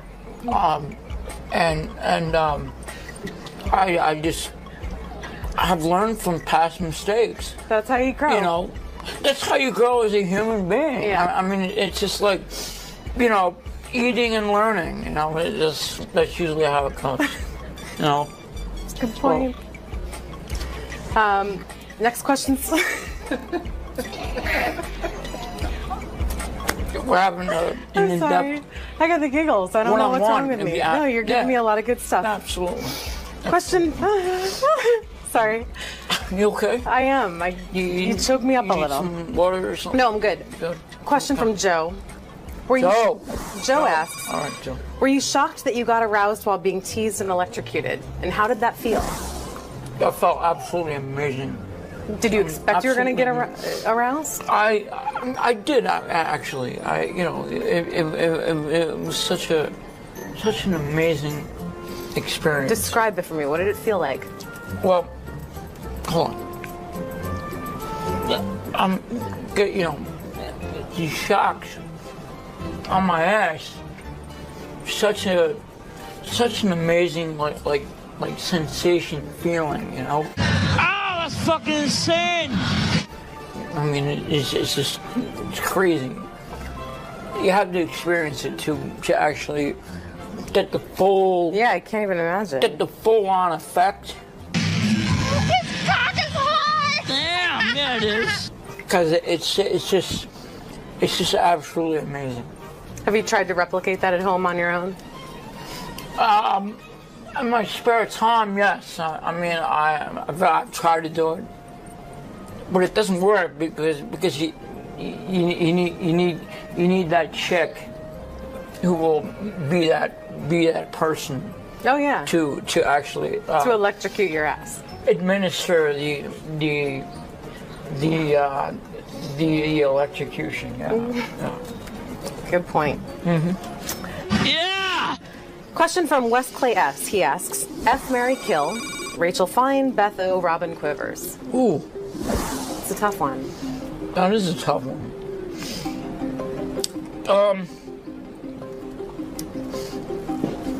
I don't know.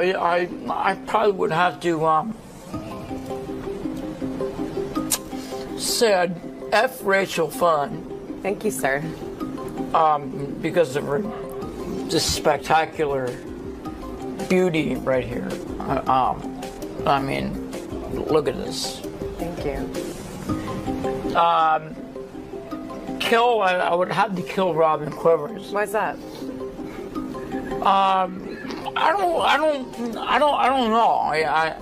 It's just something about her just would make me want to do that. And obviously would marry Beth O. She's beautiful because she's such a sweet. She is woman. Like a seemingly like a caring woman. So, absolutely. So I would definitely have to do those three. So. All right. Yeah. You got a plan. Yeah. A lot of people wrote in asking for you to do some impressions. So I'd like to take this opportunity. Let's see what you got. Can you do a little like 𝗦𝗫𝗄𝗿 for us? Oh my. That's good. How are you, Rachel?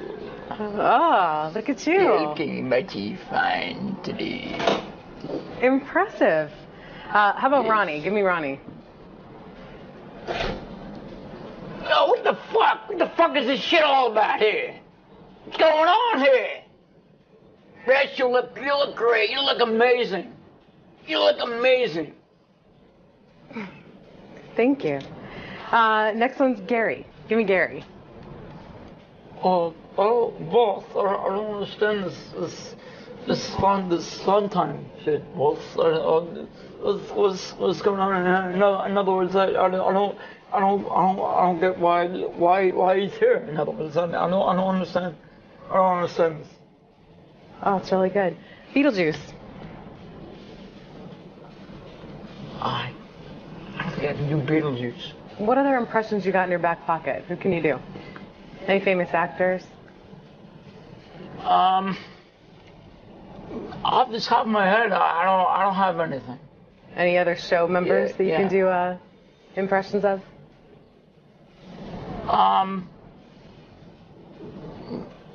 Probably Scott the engineer. Let's see it. All right. If I just hold my nose, just get that kind of effect, Go for it. I mean, come on, that's kind of shitty. That's kind of shitty. When you say so, I don't know. Hey, Rachel, you look beautiful. You look amazing. That was fantastic. And just to take us out, and before I even go there, I want to thank everyone for the questions they sent in. This is a really special episode of Fine Time. Please keep sending your questions. You can tweet them, you can Facebook them, you can Great send occasion. them via email. Pardon? Great occasion. Great occasion. Yeah. Even send video submissions. And remember that this is your show, so do not screw it up. Until next time, I had a fine time, but it will be all the more fine if I can get a little beatbox from Pete. Get ready. Yeah. Little beatbox? Yeah. What do you got? All right. I'll show you what I got. Okay. Gotta get into it a little bit. Get into it. Gotta get into the rhythm. Gotta get into the rhythm. Okay.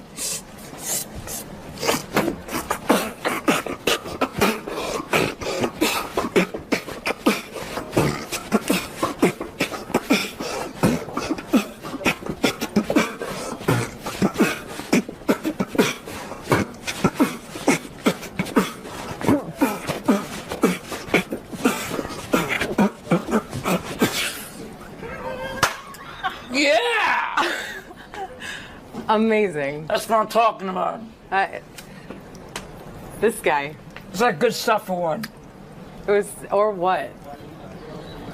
You are hot, by the way. Thank you. I mean, amazing. I really appreciate it. Thank you. You are.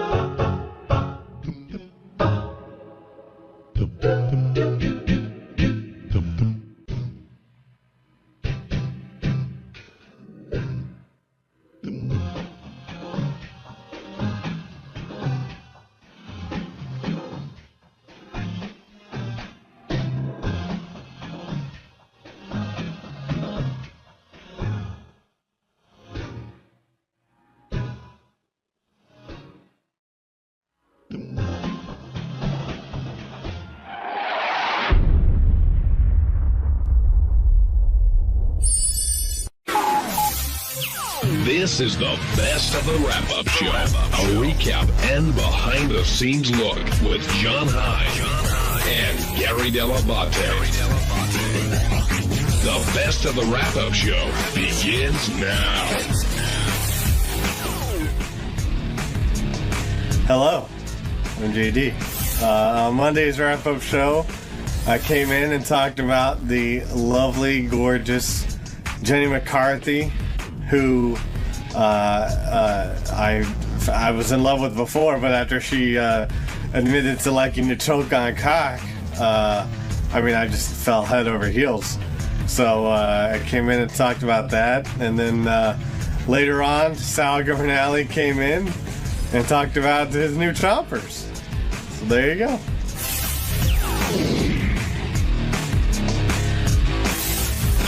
Let's talk about 𝗏𝗏𝗏𝗏, because she looked fantastic today. And I think the person who really was the most gaga over it used to be Gary.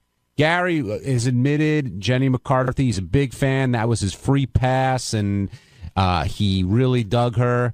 But I think that was eclipsed by JD today, who was in love with 𝗏𝗏𝗏𝗏.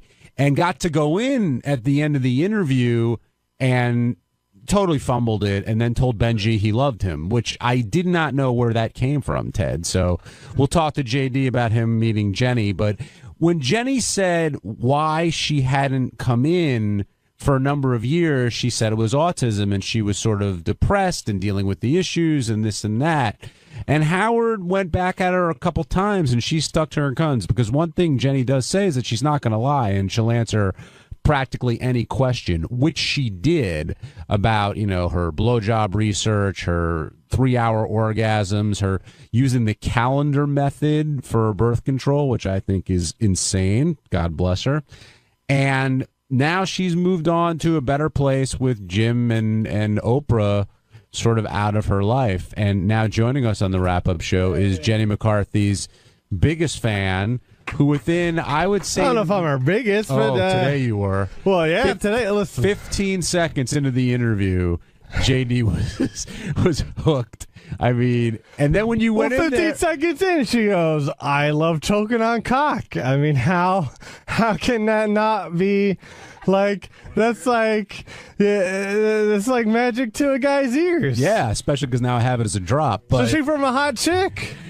But you were above and beyond. Then when you went in there to talk to her, you told Benji that you loved him? What happened there? I don't know.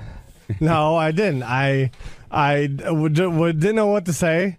She was looking at Howard. I don't think she turned over to me once, by the way.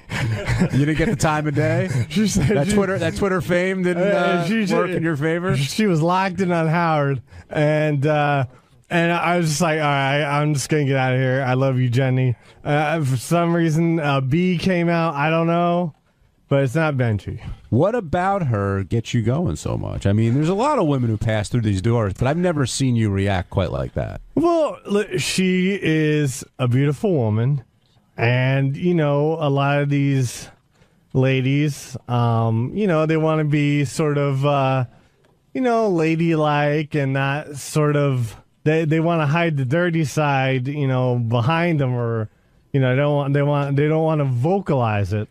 How do you know they're all dirty? Hold on, that's a whole other conversation. But she was like up front with, you know, she loves sex and she loves to be a dirty girl. So you know, there you go. You love the way she talked. Of course. Who doesn't love it's Jenny McCarthy talking dirty? What is there not to like about that? She was like Jack Black at Tropic Thunder. You know, I want to lick the balls. Yeah, I mean, of course. Do you think he's surpassed you in terms of digging Jenny McCarthy? Absolutely, because I was digging her, but I was trying to, you know, and the best part is Gary has to be a professional, and he's married. I have no limitations. That's true, but usually this is how I know JD was really into her. Usually when you throw a guy under the bus, he goes, "Oh, that's bullshit, the bullshit." He comes and says, "Yeah, I want to tell you, you're fucking hot." Well, yeah, you know, but that damn Brian Urlacher's got to be in the way. Do you think Jenny would bang Howard literally this afternoon if he wanted it? Absolutely.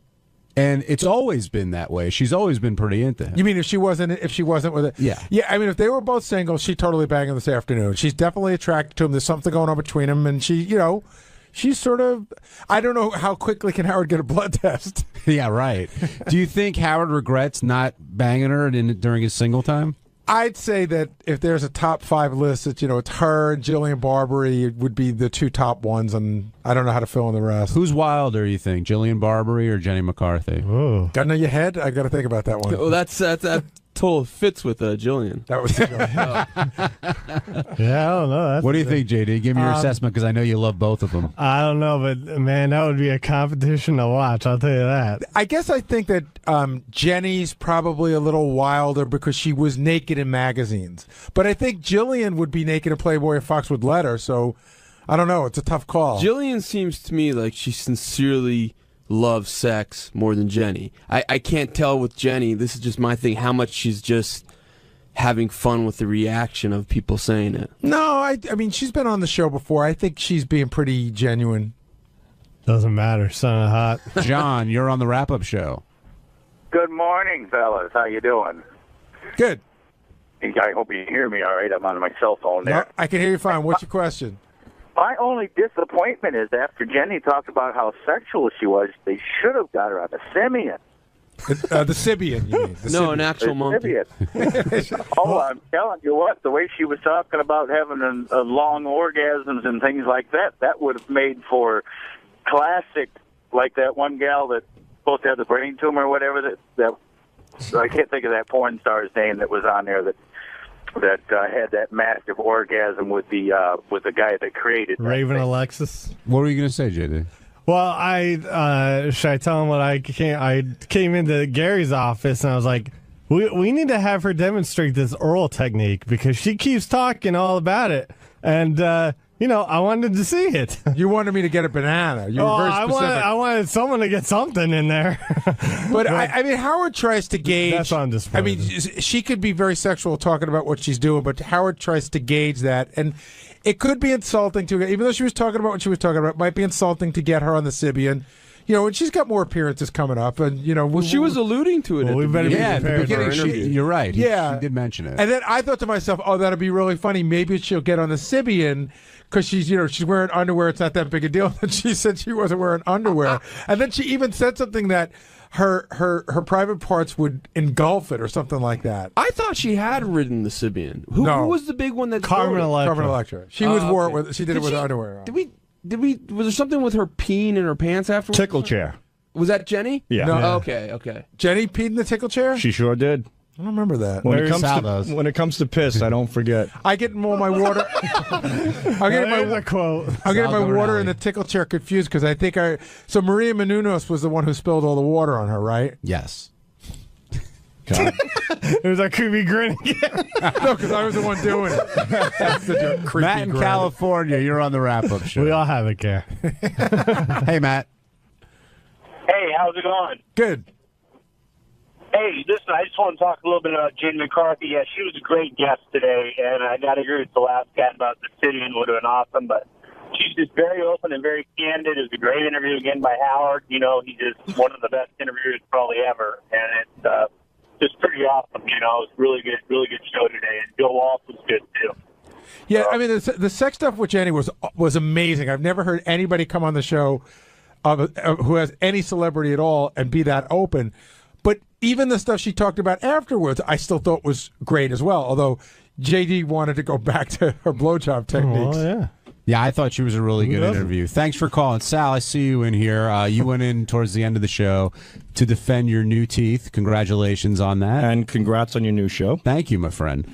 But it seemed You're that welcome. this is one of those situations where Howard had to tell you, don't cover your teeth when you're laughing. I don't want Gary to see them and make fun Well, of them. that's where I'm going with this. First of all, you look like Ross when Ross on Friends no, kill got me his teeth now. whitened. And As long as my teeth don't smell like Ross's teeth, I'll be fine. Sorry, Ross. But Gary started, Ross. All right, look like Ross how? Ross from Friends. Oh, shit! Oh, my God, I can't believe But good work. Oh, my God. I was talking about. I said Sorry, Ross. Ross from Friends. Oh, fuck, did I put my foot in my mouth? You sure did. You are one of a kind. I just kicked out my new teeth. But this was one of those situations where it seemed like Howard told you were inappropriate, therefore you're like, you know what, I guess I see that, when you were getting them and the jokes you made and things like that. But do you really feel like you did anything wrong when you were in there? I think I'm a normal guy. I think I'm getting my teeth done. I have a little gas going. I have a beautiful assistant to the left of me. If you're so normal, how come you're the only one that seems to get this kind of trouble? I don't know. You guys bring it to light. But it should be like everybody should be. You should hear every day. Oh my God! Some guy went to the dentist office, used the N-word. You don't only hear about you. Yeah. Well, I didn't use the N-word I didn't use the N-word, not N-word in a derogatory sense, like when that black guy stole your chocolate, Gary. I used it singing along to a song. It's going back to the hits. You know. But yeah, I thought I try to make the best of it. It was very painful. You know, Gary, how it is. It's you're under a lot of pressure. It hurts. There was pain involved. Not much pain, but at first he missed a spot or two with the Novocaine, and God, my balls went right up my ass. Whoa, because you clench up. And I kind of wanted to break the ice a little bit. Can we clarify something? I've heard you paid $12,000, $6,000, Right. $18,000, paid nothing. What's the truth? I paid $6,000 for around $5,800 for the lab work, for the teeth itself and the lab work. The dentist did the work, put on the teeth, and they did the gum shaving for free. Why? Well, he offered it to me for free. But who is he to you? Nobody. Well, I met him through somebody. And he says, look, if you want nice teeth, I can help you out. And he says, I could give you a deal. I'm a fan of the Howard Stern Show. He's a big fan of the show. Because here's the allegation that's going around the back office. Yeah. There was a page 6 item about it last week. So that basically you got on the air. The rap is you got on the air, gave out the guy's name, got the page 6 thing, and in exchange you did it for free. I swear on my children, never called page 6, never did anything like that. There was no barter there. I'm assuming, which makes logical sense to me, that somebody, either the dentist or the dentist's office, leaked that out. That occurrence did happen. They did put me in a separate room, and they waited for her to leave and then for me to go in because they were afraid she was going to be offended by seeing me. I never besmirched her like they said, so when the news came out, I don't even know what besmirch means. It's all right, keep going. So when the news came, Scott the engineer comes into my office that morning, and he goes, well, you made the papers. And he hands me the newspaper, and I read it. I'm like, wow, that's really odd. So, no, there was no tie-in with that. The dentist did give me a break. They are big fans of the show. Well, it's not a break. A break is a break in price. He gave it to you for free. Yeah, that's not really a break. He gave it to you completely for free, except for what it cost him. Right, pretty much. So that was very nice of him. But why would he do that just for you? Like, do you ever feel weird about taking it?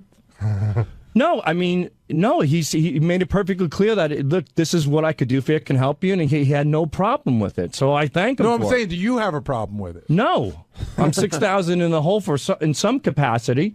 And sure, let's not lie and let's not kid each other. The dentist knows, look, I'm on the air, I have nice teeth, and it'll certainly help him. There is a bartering deal there. That's obvious. But he seems to be pleased. He presented it to me, and he did a great job. Sal, and I thank him. One last question. You talked about getting out of a speeding ticket on the way home? Yeah. What? I mean, No, I didn't talk my way out of it. It was just a ticket. How fast were you going?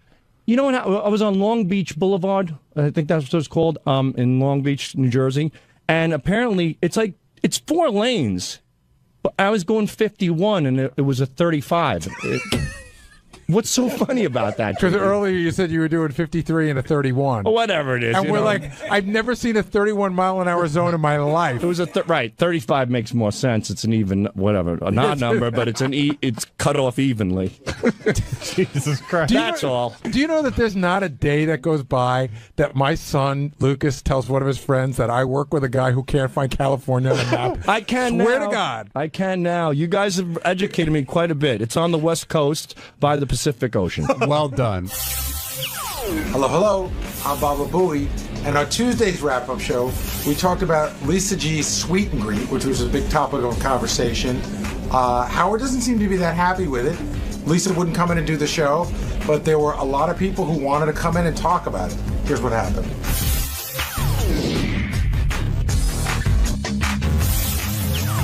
A lot of people, not just Ronnie, but he was in there pretty vocal about it, but a lot of people are upset about this Lisa G meet and greet issue. And the first thing I want to tackle, Gary, we kind of talked about this off the air, is Lisa treated differently because she wasn't sort of raised by the show? She came in from the outside.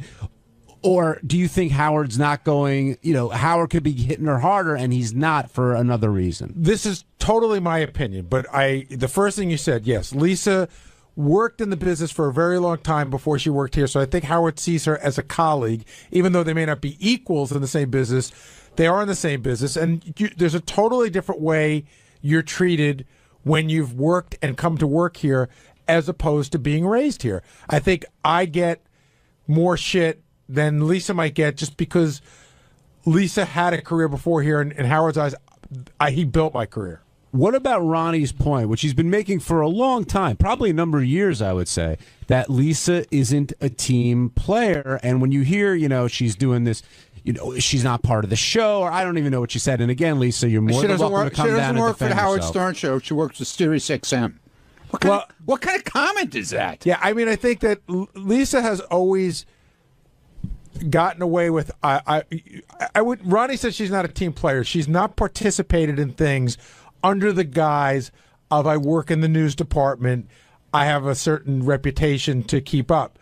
But I think once you've opened the door to utilizing the show to put on a sweet and greet or whatever you're going to sweet and greet, whatever it's called, then you have to sort of say, well, I got to be part of the team, which means letting Howard TV come, which means letting Jason come and cover it. And Howard's right. Like, I said this even at K-Rock a bunch of times on the air, almost to my own detriment. I work for the Howard Stern show. I love that I worked at K-Rock and I worked for Tom. But at the end of the day, if Howard says, let's pick up and go, I'm going with Howard. But why is Lisa's event getting under Howard's skin? I mean, Benji's got his project. Ronnie's got the block party. I'm not sure what Will has. But all that stuff, why is Howard dwelling on Lisa's? Why is that the one that's really pissing him off? I'm not sure, but I would have to go back to the idea that it's really not providing any sort of entertainment in any way. And you know what? I think he's even a little irked at the block party a little bit. How so? I don't know. He just, I think, and he doesn't like so much being exposed with the show. He likes, everything sort of, he doesn't sell stuff like Bill O'Reilly and Rush Limbaugh or whatever.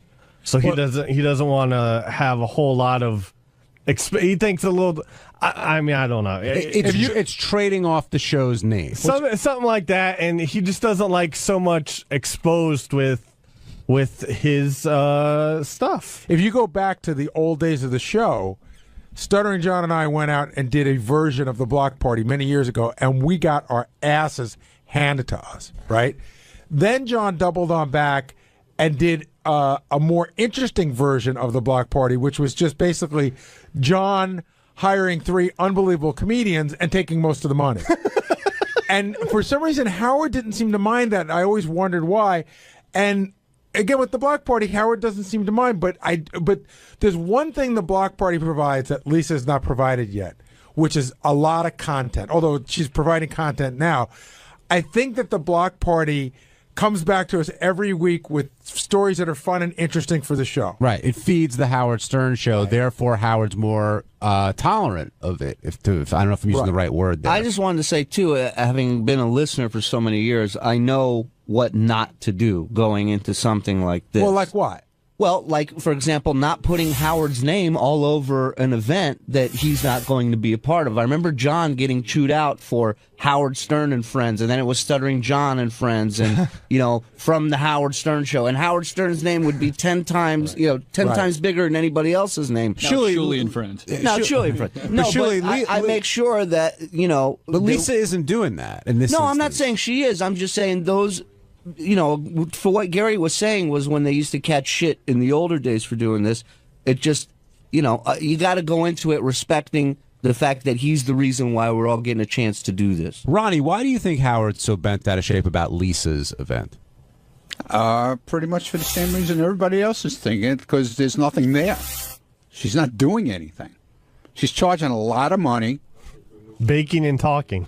She's not even, according to what I heard, you're going to have to pay $103.49. And then you have to pay for your cupcakes and your coffee. Oh, I heard there was a free cupcake. Well, maybe that's from Lisa, but from the place itself, you're going to, if you want to purchase, if you want coffee, if you want a drink or whatever, you're going to have to pay for it. Oh, so anything above and beyond the free cupcake is on you. I'm assuming that Lisa's bringing the cupcakes. She's not making anything very clear what she's actually doing. Are you insinuating that while Lisa's meeting and greeting, she may be running a cash bar? I don't know. I think he's more than insinuating that, Gary. I don't know. And I said, Lisa, they're looking for you down at the rap show. I can't come today. I can tell you. There you go. I mean, why aren't you down here defending what you're doing? I will just say this, and I'm not going to give Lisa too hard a time. She should be here to defend herself. She doesn't want to be. I'm not going to hammer her too hard. But today, I was very much like a traffic cop. There were a lot of people coming to me during the show when Lisa was in there telling me this, telling me that, telling me this. And all roads seem to lead, at least people's belief that works here, is that this is all based out of some sort of jealousy that Lisa has towards almost everybody on the show, in the sense like, why does the block party get to go out? Why does Benji get to go out? Why does John Hein have a TV show? Why does Lieberman get to go on CNN? And I'm not saying that it's all based in rational thinking. And like you said, John, you went out and auditioned for the show. She may just be feeling that she's missing something, so this is her attempt at getting something going. Well, but then I would tell her. Can I say something, John? That's what irks me with this whole thing, with this whole thing she's doing, because as soon as Howard started to hammer her about it, she brought us into it and like trying to make us the bad guys also. Like we're doing something wrong because he's hammering her. Or we're providing the same amount of entertainment or whatever. Well, she went flat out and said, hey, she's not doing anything less or more than Ronnie and JD are doing. That's not true. What do you do? I host the show. And that's what she's doing. She's hosting. Yeah, but she's not hosting. And there's nothing beyond her hosting. She's not introducing, like I'm introducing Shuli. I'm introducing JD, or he's introducing me, or whatever. I'm introducing. So you want credit for introducing JD? That's what you do? A show needs an MC, okay? That's what I started off doing. There's nothing beyond the MC. I never said I was. What do you do, Dopey? Dude, I was Fuck never. off! Get out of here! I was never Stop said I was a lying. fucking comedian. No, but Will's making a point here. Right. I mean, Lisa is hosting the He's not event, making a point. He's being being the an MC. asshole. No, she is. But what is she giving with it? A cupcake? Yes, for $103. Well, you could talk to Come Lisa. on. It's okay. So I'll play devil's advocate. It's there's women who listen to the show who may not want to go to the block party because Okay. it's a little racy for them. Right. They're more in Lisa's sort of thinking. They'd like to hang out with Lisa and talk about what it's like to be a woman on the Howard Stern show. and they'd like to. It's a small gathering, like a cocktail party, not a drunken party like the block party is. It's a symposium. Fine. If But you don't knock. Why knock us though? Because he's hammering her. Why bring us into it? What do we have to do with it? This is my theory. You guys tell me if I'm off here. I think she brings it in because she feels like you and Scott and JD and other people are kind of on the same level as she is, and if you guys can do it, why can't I do it? Because she brought me into it too for the same reason, I think. But the difference is, John, we are doing a show. What she is doing is not a show. It's showing up at a bakery and hanging out with fans. That's not a show. That's a Q&A. That's a town hall meeting. But okay, so I'll jump on that one, and I'll say there's plenty of people who go to college campuses, and that's all they do is a Q&A. They'll go in. That's fine, but don't pull in a comedy show and say this is the same exact thing that I'm doing. It's not. It's just not. There's a show. There's content. Aaron in Dayton, you're on the wrap-up show. Hey, good afternoon again. Can you hear me all right? Yep. Okay. I just wanted to comment. I mean, during the fight week, of course, we heard that Stuttering John got his ass reamed by Howard for going out, using the show for personal gain. And at this point in the game, everybody on the show, I mean, with the exception of you, John, I mean, you was, somewhat famous beforehand, but everybody at this point, using the show for personal gain and monetary value. But, and of course, at this, what I'm getting at is, I'm sure she's not making a whole lot of bread, and she's putting at a point where she's, giving a little bit to charity. She's also, paying for a venue. She's probably paying for the wine and all that shit, and she's also like Gary said, part of the show. So, all right. So Aaron's sort of defending Lisa here. We pay for a venue. Yeah, I mean, she's good. That's a weird thing to say because whatever she's paying for or not paying for, she will walk away with a profit of some sort. She has no. Dude, when we do the block party shows, we pay for a venue, of course. So I mean, here's a question John and I were kicking around today. If Lisa said, "I'm going to be at the coffee shop for $100, you can come." And you get a cupcake and everything, and I'm going to play the violin for an hour. Okay. Would that change your perception of what she's doing? That's a concert. That's a concert. Absolutely. At least she's doing something other than having, 30 people show up and then just sit around and schmooze with them. Anthony, you're on the wrap-up show. Hey, what's going on? I'm a big 𝗛cie fan. I mean, I'm a stand-up comedian. I moved out here to PA from California, and just the transition there, but she's promoting the show because she is bringing, she's using the Stern show as saying, I'm bringing the female listeners and trying to make money off that because the block party is just completely different from what she's trying to do. She doesn't have an act. So she's using the show to get the female listeners out there to make money. I mean, she's got to rent a car. But why is it? Why is that wrong? I'm just going to play devil's advocate. Why, if you could say that 𝗛cie and Ronnie are using the show to get male listeners to come out and see male-based humor, even though there's a lot of women there as well. So if Lisa feels she's going to talk to female listeners, why is that wrong? But why does she have to make money? I mean, if she started to support the show and won a gig, she should be able to be like, "Hey, I'm Lisa G. Come, get listeners to be more attracted to her, not because I need to make some money." Why should the guys from the block party make money? Shouldn't they just be? Should 𝗛cie's a comedian? Should he because be out there for the joy of making people laugh? Also, would it matter to you? I pay money to go see the block party. I pay money to go see the block party. I was up in Canada and I saw the block party. It was fucking awesome. It was fun. But you haven't Anthony, people don't have to spend money to go to Lisa's event. They just won't go. Right. The reason I wanted to pick up his call is because he said Lisa's scamming people. And I think that's a poor choice of words because I think Lisa's being very upfront about what she's doing. I don't think there's any scam involved. Well, you know what? We should get Jason down here because he said that he feels like she's scamming people big time. But she's being very upfront about it. I mean, I don't think anybody who pays can't walk away surprised with what they're getting. What were you going to say, Benji? Well, would it matter? As I said before, I don't think there's anything wrong, and I think Lisa could say she's putting on an event in a different kind of way, but she's still putting on an event. I don't think there's anything wrong with that, except I felt she was being very hypocritical towards when she was criticizing me. But would you guys say it's any different if, let's say, this cupcake place hired her for an appearance and they paid her? I think that's different because you're not taking money from the listeners. Right. That's a huge difference right there. In other words, the cupcake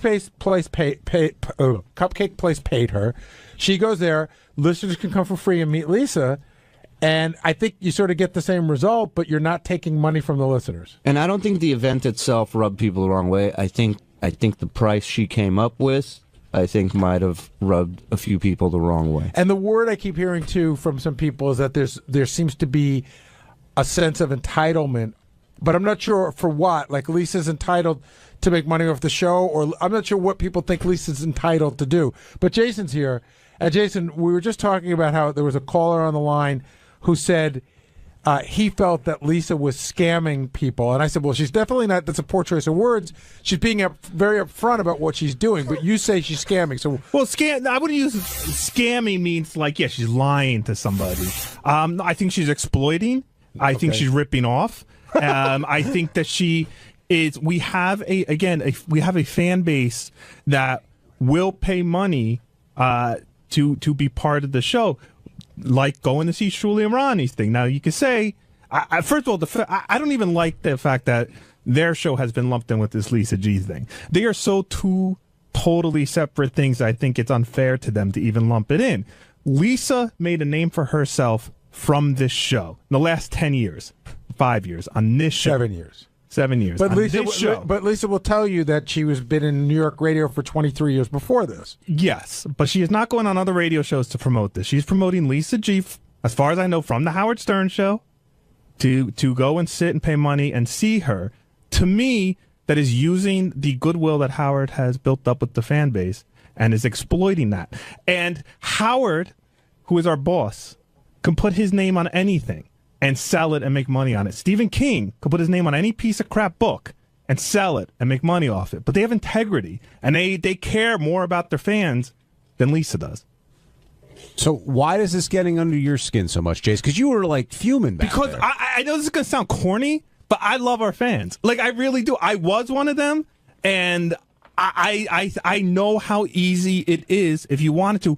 Will and I don't know if we have the same draw as Lisa, but Will and I can go out and do this too. We could say, hey, come spend $100 and hang out with me and Will. We're not doing anything. We're just hanging out. I personally think it's disgusting to do something like that. You and Will? I don't want to speak for you, Will. Actually, I'll be at Belmont on Saturday. You want to buy me 3 beers? I'm more than open to that. All right. I think she hasn't earned the right to do what she's doing. I think that she's doing something that, despite people comparing it to the block party and other events, that isn't even in the same league as those things. And quite frankly, I'm surprised by a lot of what Howard's let go over the years compared to where he was 10, 15 years ago. Chuck, you're on the wrap-up show. How's it going, John? Hey, Chuck, it's JD's dad. Chuck, who wants to chime in? Is this about the Facebook thing, or is this about the Lisa G thing? He wants the exact address to Facebook. I won't stay on too long. First, I enjoyed your show on the fast food mania thing the other day. That was great. Thank you. I appreciate someone in the Harmeyer family watching the show. Thank you. I haven't been able to listen too much to the show, but I wanted to let everybody know that this Friday night I'm going to be at the Fridays in Westchester, and for $50 you can get whatever appetizer you want, and we'll tweet. Hey, Chuck, if I come to you, can I look at like JD's like grammar school pictures and stuff? Can you bring all that crap? Sure. Some of his report cards. It's going to be the eat and tweet. And Chuck, I'm taking from your comments that you think what Lisa's doing isn't right. I think it's hilarious. That anybody would actually pay, but guys, the event's going to be make some money out of it. More power to her. But so how about the argument that, hey, Lisa's really upfront with what she's doing. She's saying exactly what it is. I mean, why do you think somebody's being taken advantage of in the sense that somebody says, hey, I want to meet Lisa G. I'm willing to pay that kind of money. You're taking advantages of people's passion to this show that she had of course, a part of in it because she works here and contributes to the show. But this isn't this is. But you're not using going to our meet. fan You're base. not going to meet Howard. That's a given. But someone could think that there's one person closer to Howard, and it doesn't somehow matter. they'll work themselves in. You've been with the show since the very beginning. Again, I just remember, and I'm a crazy fan. I admit it. I was a crazy fan, just like half the people who have been hired here. And I would have paid untold amount of money to meet you or to meet. Or I would have waited in line, or got excited to meet High Pitch Eric. And yes, at the end of the day, there's really no one to blame but the person partying with their money who chooses to go to this thing. But she is putting the minimal amount of effort into it. Like even what you were describing in the Chuck stat, if he brought pictures of JD, that's already providing more content than Lisa G is providing. And the report card's an extra. Steve and I were joking the other day, Always. like, oh, maybe we should sell tickets to us arguing about TV shows. We argue about TV shows all the time. Again, that's still providing more content than what Lisa G appears to be providing at this stupid thing where she is telling our fans, asking our fans to pay money to meet me. She's being very upfront. 10% of the net is going to charity, and that's very generous of her. But I just think it's exploitative. I think it's as exploitative as if Howard started putting out junk with his name on it. Chuck, I gotta let you go because a bunch of people on the horn. Anything else you want to say? Give me the horn. Give me the horn. I enjoy the show. Have a good day. Thanks, Chuck. Go check out the Pirates take on the Reds. Ralph Cirella, you're on the wrap-up show. Hey, now. Hi, Ralphie. This is all very muddy. I mean, if you allow for one, you have to allow for all. I mean, whether it's money for a cupcake or money to see a train wreck, it's what people want to pay. And I don't see why Lisa is being, who's Jason to decide what her appearing somewhere is worth to somebody? Well, Ralph, the reason why this whole thing started is because Howard says it bothers him and he doesn't know why. So you're pretty close to Howard. Why do you think it bothers him? Well, listen, I know what Jason's saying in the sense of like, hey, she's not doing much. She's just coming there and showing up. But you know what? That's what an evening with Bill Cosby. Bill Cosby just shows up. Maybe people want to go there for Lisa's personality. Maybe she's going to give recipes. I don't know what the fuck she's going to do there, but I don't know how that's any different than the block party. But you don't know how that's different than the block party. Hold on. No, I don't. We'll explain that in a second. But all that being said, Ralph, Gary's question is a good one. Like, why does this get under Howard's skin versus the block party, versus the TV shows, versus Benji Song, Bill versus Cosby. all the other stuff? Why do you think this is irking Howard? Because this isn't, but maybe because the block party is such a train wreck that it provides content on the show. Ronnie goes out there and acts like an idiot, and then you've got tape of it, and Howard TV is filming it, and it provides content for the Howard Stern show. But I think it just sends signals to you can't allow one and not allow the other. Like, who are you guys to sit there and decide? Like, okay, well, first of all, we don't. That's Howard okay. does. Yeah, but Ralph, wouldn't you agree that? And I was going to get into this a little bit, but you brought it up. Wouldn't you say on this show there's different rules for different people?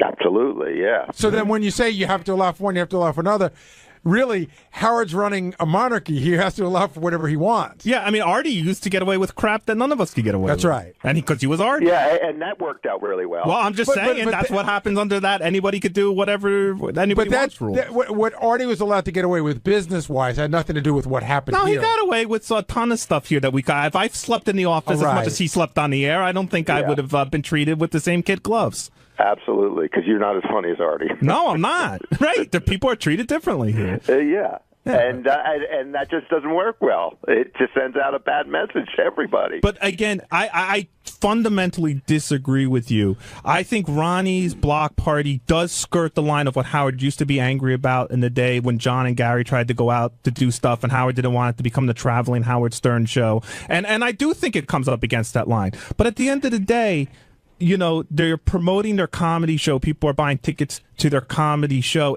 I don't know. To me, it's completely different than having a lovely chat with coffee. I will agree that it's different. I don't know if it's completely different. I mean, I think what bothers Ralph, you is Lisa's looking for a way to make money. Ralph, would you buy a ticket to just see JD and Ronnie, but no comedy?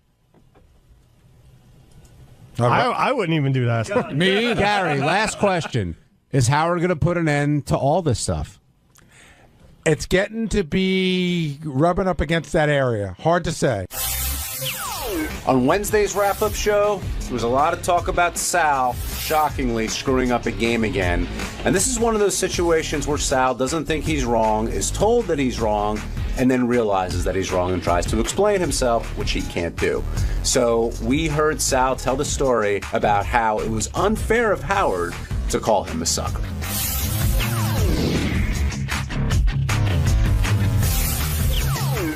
Now joining us on the wrap-up show, the great Sal Governale, who said, Howard, you're a sucker at least 20 times today. Actually, Sal, you refused to say it. That's right. Those were the drops being played, but... Why won't you repeat? Why wouldn't I say it? Yeah, repeat after Howard. Because I wouldn't. It wasn't true.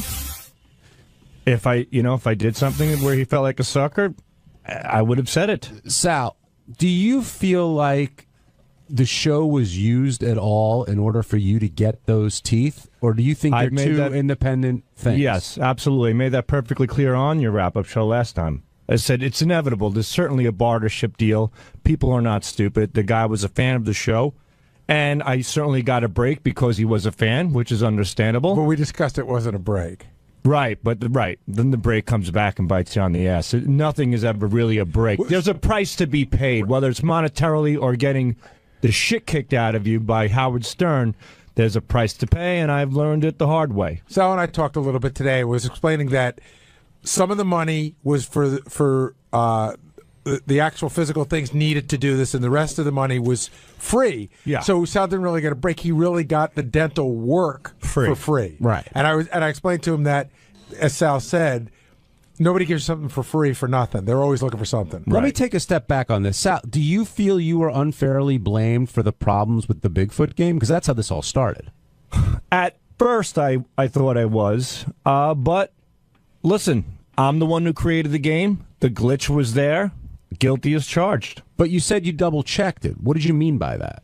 I double-check all my work. In this particular case, and I don't know why. I don't know why I do these things, but I always give my... That seems to be the mantra this week. I heard Tim saying that earlier in the week. It's almost like, how people have a guardian angel? I have like a guardian bully. When I'm going... A black cloud? Yeah, when I'm going in the right direction, somebody's kicking me in the balls, just throwing my mind off a little bit, because I always give my CDs to Scott to double check. And like when Howard asked me, did Scott double check this one? I said no. And that's when it hit me. I'm like, he didn't double check this one. I did, but inevitably it was a screw up on my part. It's always better to give your stuff to Scott, because then when it screws up, you could blame Scott. Right. What happened was there was a glitch. You saw it. Then you went back and saw that there was a track there. But what we figured out is that Bigfoot's answer was so short, right? Mm-hmm. Like it didn't register as a track. It was a track, but it just goes from one track to the next so quickly, which Richard knew, and he said, Sal just sort of forgot you got to add a little time. And by the way, yes, to say something nice about Scott Salem, that's the kind of crap he really catches. Right. Like I gave him all the impression stuff, and he called me and he's like, wow, the levels on this are really off on one of them, and we listened to it, and I'm like, good call, and he fixed it, and that's... And that was my mistake. So I took back that game and double checked that one, and I had Scott check it. As a matter of fact, I went to Gary today and I said, Gary, give me all the games back. So I'm going through every single game right now as well. There was a great moment though where the game fucked up, so I just started yelling Sal to just see where he is. Sal was on his way in, but Howard did play the answer, but Sal didn't realize there was a fuck-up. So Sal starts yelling at me, you owe me a fucking apology, asshole. Fuck you. Wait, can I just say, because I have my headphones on? You guys went from 0 to 1,000 the second Howard said that this isn't working. There's a reason why. Before, you guys were yelling so loud at each other that you couldn't hear Howard screaming about who do I have to blame, and I didn't know what was going. You came out with it was definitely like a sibling moment. What happened was I just yelled Sal as loud as I could to see where he was. I was coming around the bend. I was by the Howard TV room. I saw what happened. I'm like, whoa!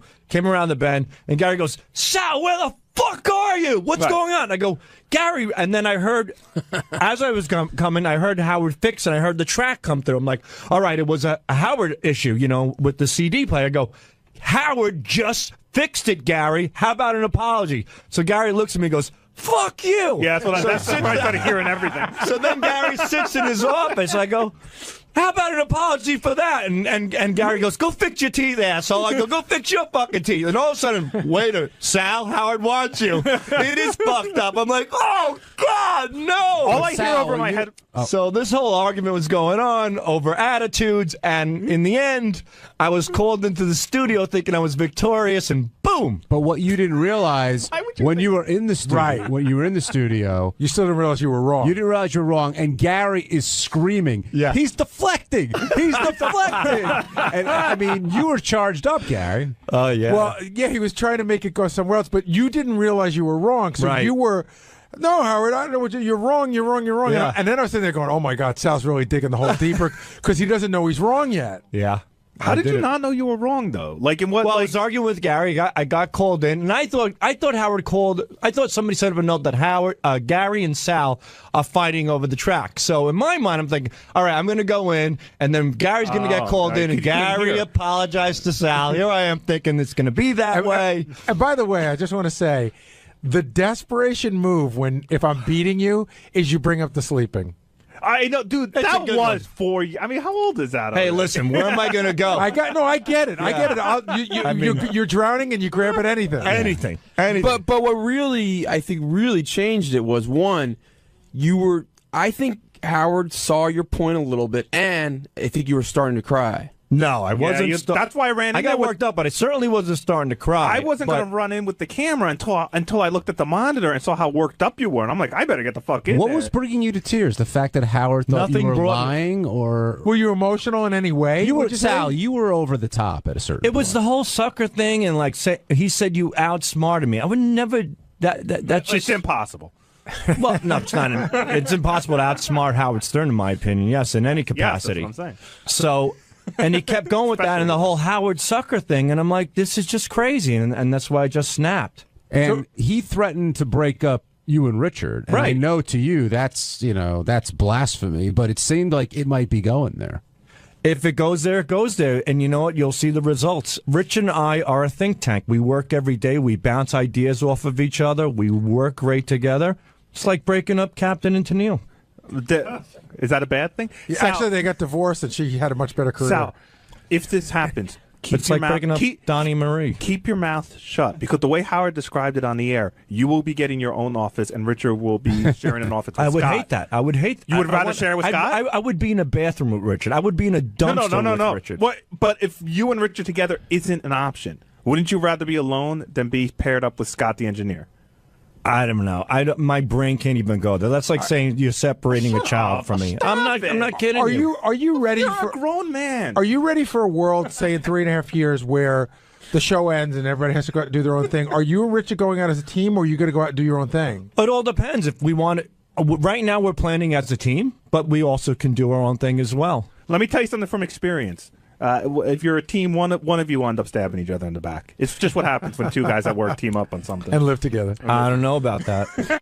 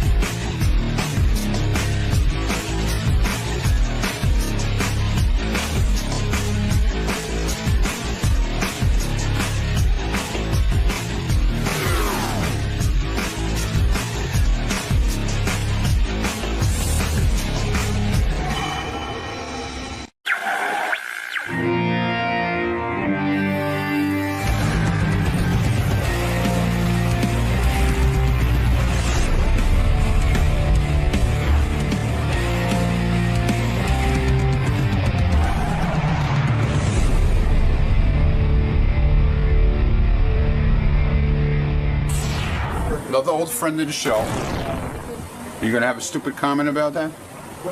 No, I have no stupid comment. All right, just asking. Only intelligent ones. Oh, okay. You have an intelligent comment about that? A rock and roll legend. Okay. And an old friend of the show. Okay. All right? And we're going to bring him in. Well, what's his name? Joe Walsh. You're rusty, man. You're old. I'm old. Says the guy in the tinted glasses. Mr. Joe Walsh, welcome back, sir. Thank you. How you doing? Good. How about yourself? Pretty good. Got a new album out? Got a new album out. Analog Man. One of the rare times I didn't stay up all night to come into the show. So you're feeling actually fresh. Slept. That should impress Howard. Right here, sir. Okay. There we go. So you're feeling fresh. You're raring to go today. I'm fresh and I'm ready to go. I hope he is. Oh, absolutely. Because I bet he's really nervous right now.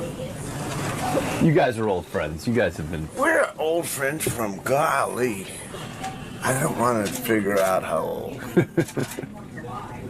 But the new album's called Analog Man? Analog Man. First album in 20 years.